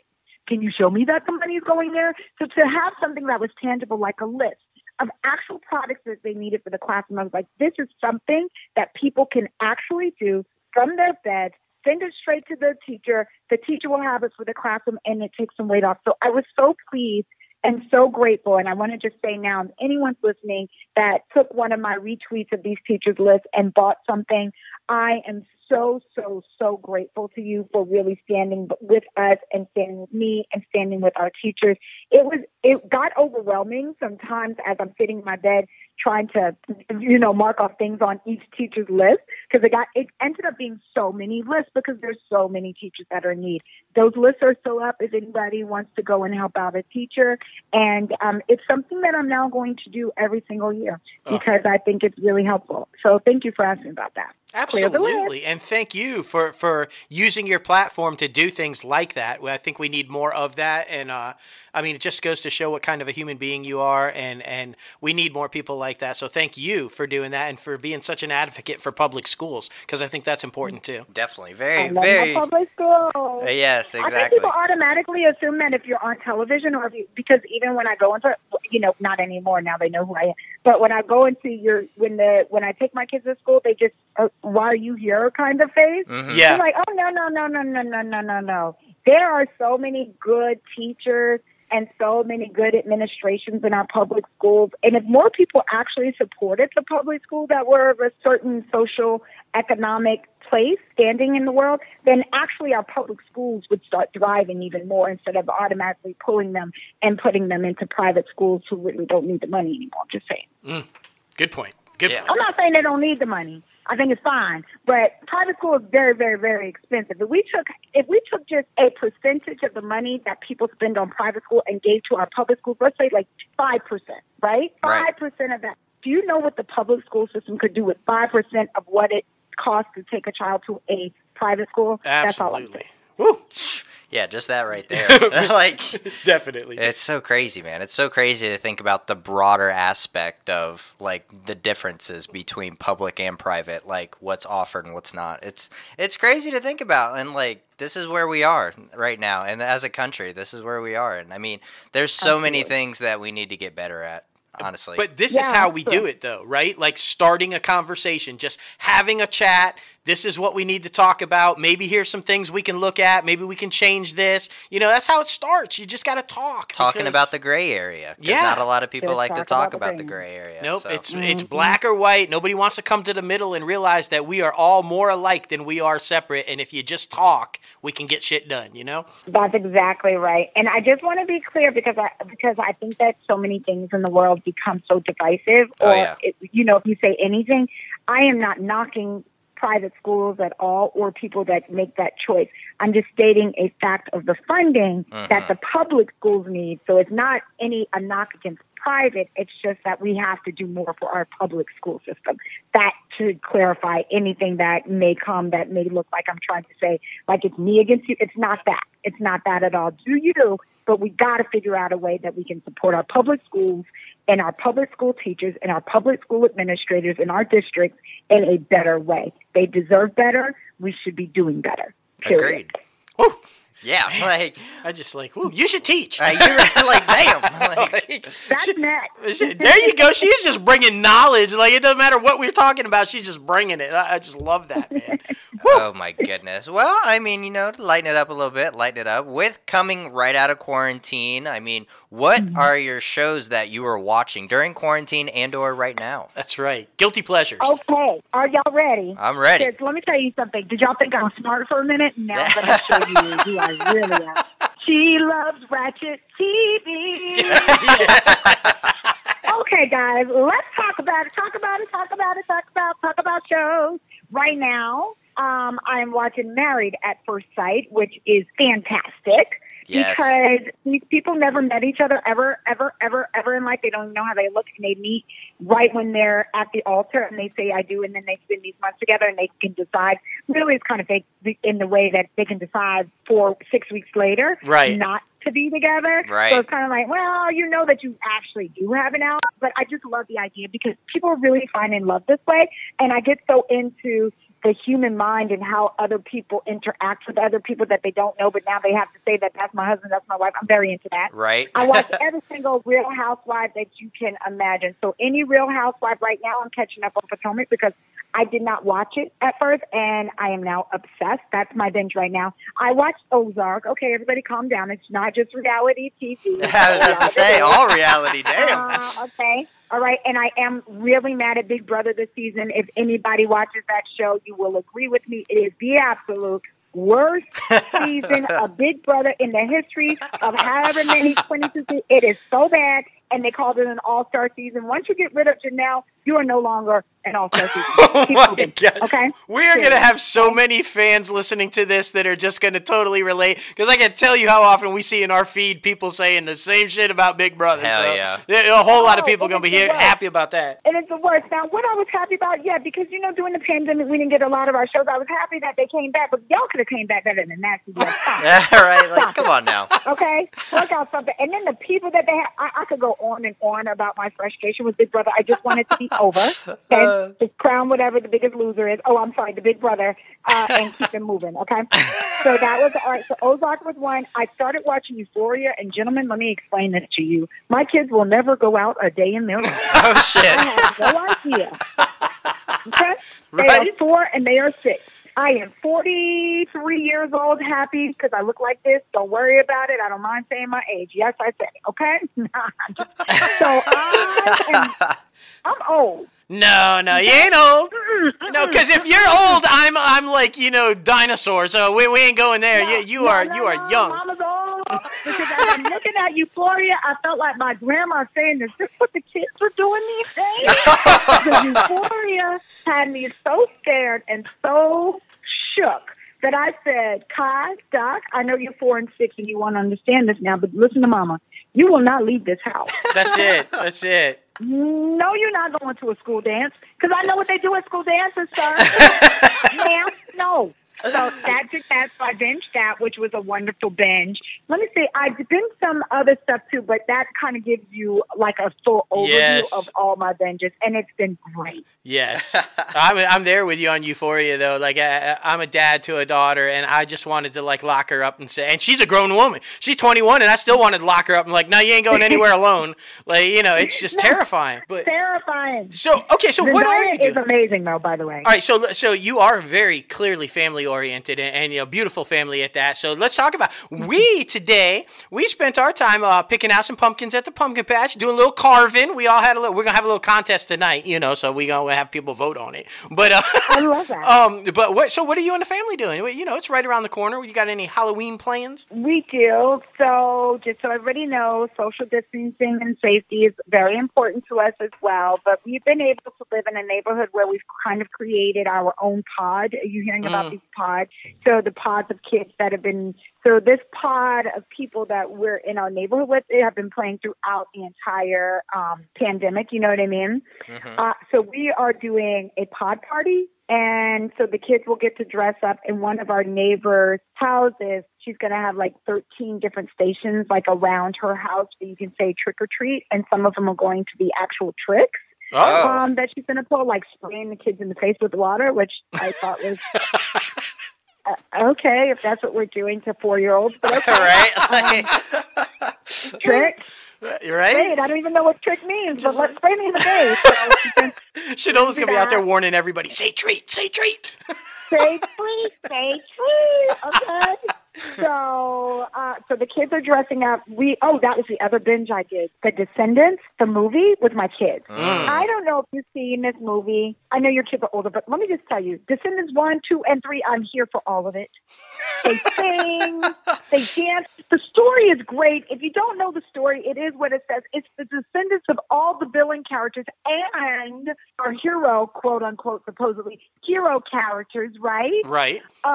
It's their kids in this new world, and it is amazing. If I know you feel like, okay, it's a kid movie, it's not. You must watch it. Watch 1, 2, and 3. But my kids are very into it, and they're dressing up like a couple of the Descendants characters, and that's how we're going out. That's awesome. And I am not going to be Maleficent. I know you were asking. No, I don't know Halloween. Okay, Mama, what you going to be, the photographer? There you go. There you go. That's awesome. That's awesome. Oh, man. But listen, thank you so much for taking some time out of your day and doing this for us. Like I said, long time coming. We're so super thrilled. I mean, just this whole thing has just been amazing. But what we like to do at the end of each interview is have our guests leave a little piece of advice for the up-and-comers trying to break into the entertainment industry. And what pitfalls do you say to try to avoid? The advice that I always give, and it's for the industry specifically, but you can use it in anything. Stay humble and hungry. Bill Macy could be the biggest jerk off around. He is a legend. He has done everything. Okay? He has never come on our set with an air of anything but kindness. And he has a humble spirit. And he could be like, I'm going to go do other things, and I could do this, and I don't need this show, whatever. But he's still hungry to shoot. I learned that so much from just watching him. It's nothing he ever said. It's from his behavior. So from that, I took, stay hungry, always wanting it, always going after it, never getting complacent. Stay hungry to go to the next level, to try new things, to go from in front of the camera to behind the camera to writing to whatever you want to do. Stay hungry for something and stay humble no matter where you are, no matter how many people like your post. No matter how many people say you're pretty or how many people say you're talented, it does not matter. Stay hungry, stay humble, and stay kind. It's not hard to say hi to everybody. Exactly. Okay? Hungry, humble, and kind. That's my advice going in. And some of the pitfalls I think that people fall into is letting other people dictate who they are as artists or as creatives. You want to please people, and yes, we all want to be liked, but trust the reason why spirit, whatever you believe in, has put the sense of artistry inside your soul. It's because you have a story to tell. You have choices to make as an actor. Make your choices, and don't try to fit into anybody else's box, because they'll try to put you there. You got to fight against that and trust yourself. That's it. Woo. That's good. That's really good. Just school. She's schooling, like, just nonstop. Exactly. I mean, whoo. We're signing up for the first class. That's right. We're Shanola Hampton's master class. We are there. Like it's done. Y'all don't want my class. I used to teach acting and throw shoes at kids. Real. Oh my goodness. Listen, you have just been an absolute gem. Open invite. Anytime you want to come back on the show, you are obviously more than welcome. And we just cannot wait to see the directorial debut. Thank you for that exclusive, by the way. We love that. And just continued success, you know, and best wishes with the family life and the personal life and the career. And just we are humbled and grateful and thankful. And just thank you so much. Oh, thank you guys so much. Y'all are so lovely. And I'm so glad we finally got to do this. And thank you so much. You're awesome. Oh. Thanks for raising. Absolutely. Take care now. Have a great weekend. And we'll be in touch soon. All right? All right. Thank you, guys. All right. Bye-bye now. Bye. Bye. So good, man. So good. Woo! Long time coming. The one and only Shanola Hampton. It's been an amazing ride. She's just so real. Yeah. I just talk about humility. She's just humble from the, you know, you can really tell she's appreciative for everything and just like, wow. Yeah. That's all That's I can say. It right just, there. wow. Mic drop. Thank you again, Shanola, for coming on the show. All right. Now it is time for the top 5 segment, guys. Oh, my goodness, so super excited about it. Brought to you by our podcast producer, Jason. Just rocking and rolling every single week. With it being Halloween tomorrow and technically the Halloween episode, it is top 5 horror movie characters. Yes, this one only made sense. I mean come on now. Of course. My number 5 goes to Jimmy Bones from Bones. Not a lot of people know about this one. It's actually Snoop Dogg. Snoop Dogg was a character in a horror movie where he was like this old pimp who had a house and fucking like just now terrorizes people who come into the house. Freaking awful movie, but it's hilarious at the same time. So yeah, I mean, if you want to check out Jimmy Bones tonight or tomorrow, yeah, you know. Do it. Yeah. Just do it. Yeah. And drink Snoop wine when you're doing it. Exactly. That's fantastic. Okay, my number 5, just the opposite. Everybody knows these creepy fuckers.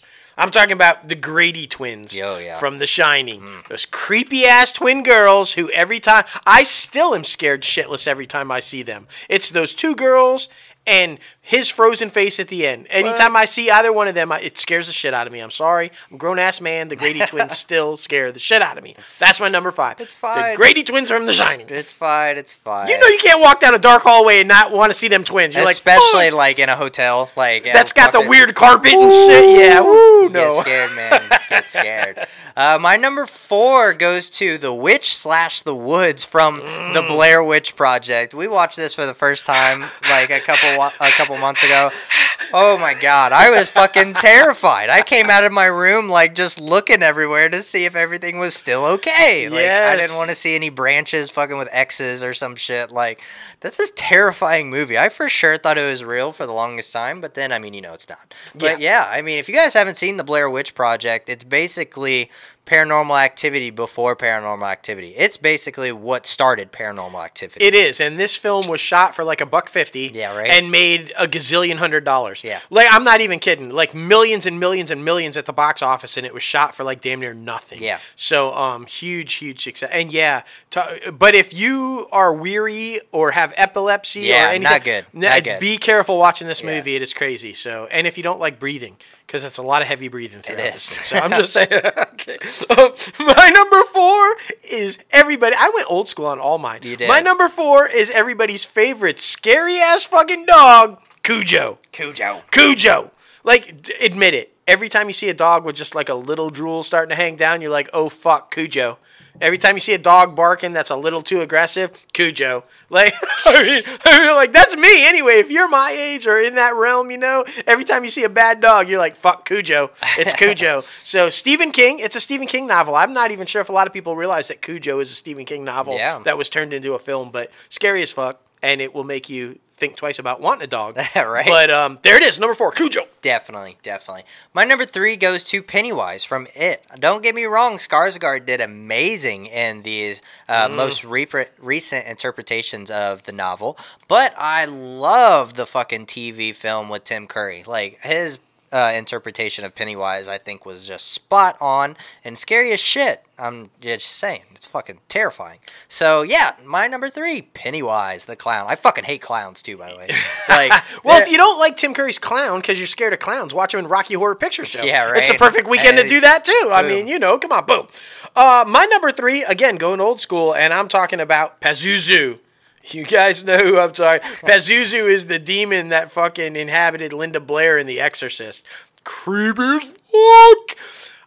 I still can't watch that movie. Like when her head spins fucking around. It's creepy. Pazuzu is like, I'm just like, fuck that. Click. Right. Turning that shit off. Like, it's terrifying. I think these movies back in the 70s, and early 80s were legitimately the scariest shit ever. Oh, yeah. Like, I mean, when you're talking about Damien and The Omen and The Shining and fucking Exorcist, scary as shit, bro. Yeah.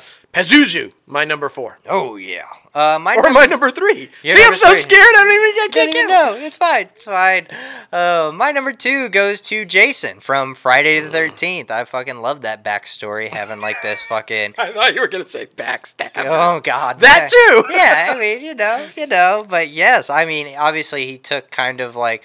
Michael Myers and Halloween all kind of came out at the same time. So I like the aspect of him not really chasing anybody. He's fucking walking the whole time, and he's going to pop out around the corner and kill your ass. No matter how fast you're running. Exactly.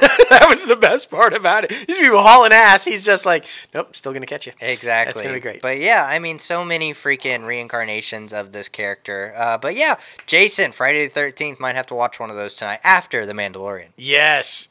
Okay, my number 2. Scary as fuck, and he's just a normal guy who's fucking crazy. I'm talking about Norman Bates from Psycho. Yeah. I mean, dude is terrifying, okay? When he gives that creepy look, when he's looking through the peephole, staring in, he is creepy as fuck. I know you're not your, full-out classic slasher type horror film, but just creepy, fucking insane killer horror film. Yeah. And I don't think there's any better than Norman Bates in Psycho. I just think Anthony Perkins just Hitchcock knows how to get it done. He knows how to get it done. Saying. Everybody knows. Yeah, everybody knows. You admit it. You never wanted to take a shower again. Or go to a hotel. What the fuck is it with hotels? Yeah. Exactly. It's fucking creepy. My number one, this is by far my favorite horror character. He's just hilarious the whole time, but he's also terrifying as fuck. Yes. Freddy Krueger, Nightmare on Elm Street. And I gotta say, I know it got a lot of heat, but I actually really enjoyed Freddy vs. Jason. Shout out to Jason Ritter, who's in that movie. Yes. But fucking, yeah, I loved when they were going back at each other, back to back, and fucking trying not to bring Freddy actually into life and keeping him in the dreams. But yeah, I love how he kind of fucks with people in their dreams and how it fucks with them in the real life. Because, I mean, shit, how many dreams do you have that it really fucks with you your day life? Yeah. Just a lot. Yeah. A lot. So Freddy, they hit it hot. But I mean, you can't remake it. That remake was awful. You can't recast that person, so no. Just saying. Yeah, I mean, he's iconic. You can't do it. He is. You can't do it. Speaking of iconic, my number one also, like you said, is just crazy, funny, awesome, hilarious, but then creepy as fuck. I'm talking about the legendary Bruce Campbell, Ash from The Evil Dead. Groovy, baby. I mean, pillow talk. All the one-liners that come out of that series of films are just absolutely amazing. But Bruce Campbell's Ash, by far, hero, but then quickly dissipates into this chaotic, insane, lunatic kind of a guy when the evil demon kind of gets to him and I love the chainsaw. I mean, I don't think there's a better horror character that's hero/villain than Ash. Agreed. And I like you said with Nightmare on Elm Street, every time they've tried to redo this thing, it hasn't quite worked. Yeah. Without Bruce Campbell, you can't do it. I thought Jane Levy in that version was good, but without Ash, it's not Evil Dead. Yeah. So it's just not the same. It's not the same, man. I mean, yeah. It's crazy. It's crazy. What will you be watching this Halloween? What are your horror movies? We want to know. Be sure to comment in the comment section. Yes. Either on the podcast app that you're watching or listening to, or the YouTube channel, all that good shit. But now, heading over to the box office recap, which is barely anything. Still, Honest Thief, that's that Liam Neeson one, right. Kate Walsh, came at number 1 with 2.4. Number 2 was The War with Grandpa, Bobby, with 1.9. Number 3 is Tenet. That one's just staying in the top 5. Oh, yeah. So good for them. Number 4 was The Empty Man with 1.3, neck and neck with Tenet. And number 5 was Nightmare Before Christmas with 577,000. I feel like Honest Thief is like a biopic of Liam Neeson. Because he's a thief because he's taking all of your money at the box office and POD and all these kind of things. But he's honest about it because he just tells you, I'm the same guy in every movie. And you're going to pay the money anyway because you love what I do. It happens every time. It's true. He's the honest thief. I'm just saying. It's hilarious. Oh, man. But new movies that are coming out in select theaters near you, maybe. Paranormal Attraction, Malibu Road. Come play. Come play. The Devil's Doorway and Let Him Go. So, yeah, interesting stuff, man. I have no idea about any of these, but you know.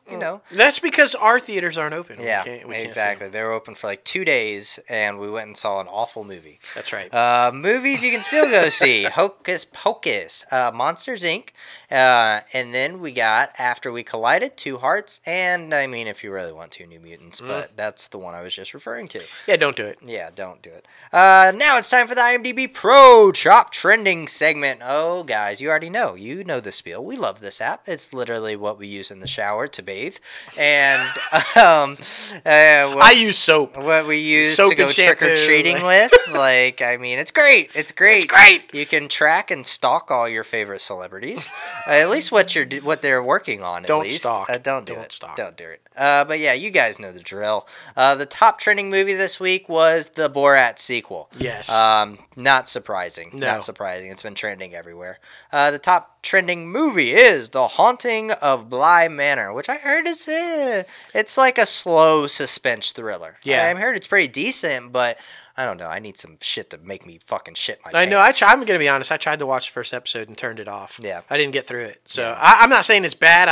I wasn't feeling it. Yeah. But yeah. And the top trending star is Maria Bakalova. I'm guessing she's attached to the Haunting of the Bly Manor. That is correct. So yeah, guys, good stuff, man. Good stuff. Well, we appreciate you for getting a little crazy on episode 136 of Inside the Shady Crazy Ant Farm. Be sure to go follow our guest, the one and only Shanola Hampton. Yes. Wasn't she just amazing? Oh man, she's all over social media. Be sure to follow the company on social media at Crazy Ant Media. You can also follow the podcast at ItCaf Podcast on all social media platforms. Yes. Be sure to follow us both personally, myself, JLo Fantastic, and Crazy Ant Guy 1970. That's right. And you guys know you can subscribe to this podcast anywhere you listen to your podcast. Anchor, Apple Podcasts, Spotify, Google Play Music, iHeartRadio, Podbean, Stitcher, all those good places. And if you're watching us on YouTube, hello, hi. Be sure to like that video, subscribe, and ring the bell for all the great notifications that we have on our YouTube channel. It's been amazing, guys. It's been amazing. And of course, be sure to visit our website, www.crazyantmedia.com, to start picking up the latest and greatest Crazy Ant Media gear, because that's the good shit. That's the good shit. We got phone cases now. We got like tumblers. We got freaking buttons. We got stickers. We got masks. We got everything, man. We got freaking everything. But besides the top 5, because horror films, horror characters, because, obviously Halloween. Yes. Shanola, obviously amazing. By far, maybe one of our biggest guests ever. Oh, yeah. And, but I gotta say, I'm super pumped about the Mandalorian show on YouTube channel, because I'm for sure gonna be buying up a whole bunch of shit. Spider-Man going in production, and honestly, Michael B. Jordan directing. I'm super pumped about that. Yes, agreed. Super pumped about Michael B. Jordan directing. Super pumped about the new Batwoman and the look and the whole Batman family with Jason Todd and the Red Hood and everything. Super excited about all that storyline, about how that's going. Obviously, Spider-Man, like you said, Moon Knight. I'm a comic geek. Come on. I'm really excited also about the big announcement, Shanola directing. Yeah, guys. I can't wait to see the episode and then what she does past that. I think she'd be a brilliant director for feature films also, just the way she talked about how schooled she was with it and learning it, and just pumped about that. So Agreed. Woo! Agreed. And this is literally the last time we say it before it actually happens. Make sure to get out and go vote. Yes. It's happening on Tuesday, guys. Go out on Election Day, or if you have already mailed in your ballots, happy for you. And if you haven't mailed them in, bring them in. It's too late to mail, but bring them in. Bring them in and drop them off, guys. So, vote however you feel most comfortable, but be sure to exercise your right to vote, because it's very important. Oh, yeah. Oh, my goodness. And I already know what she is watching tonight, The Mandalorian. She's probably at home right now sipping some wine on her white couches. With Baby Yoda. With Baby Yoda, the real one from set, because she knows Johnny Fab that good. And she's best buds with Bob Iger. So, exactly. It's all good. It's all good. The only O that matters. Oprah!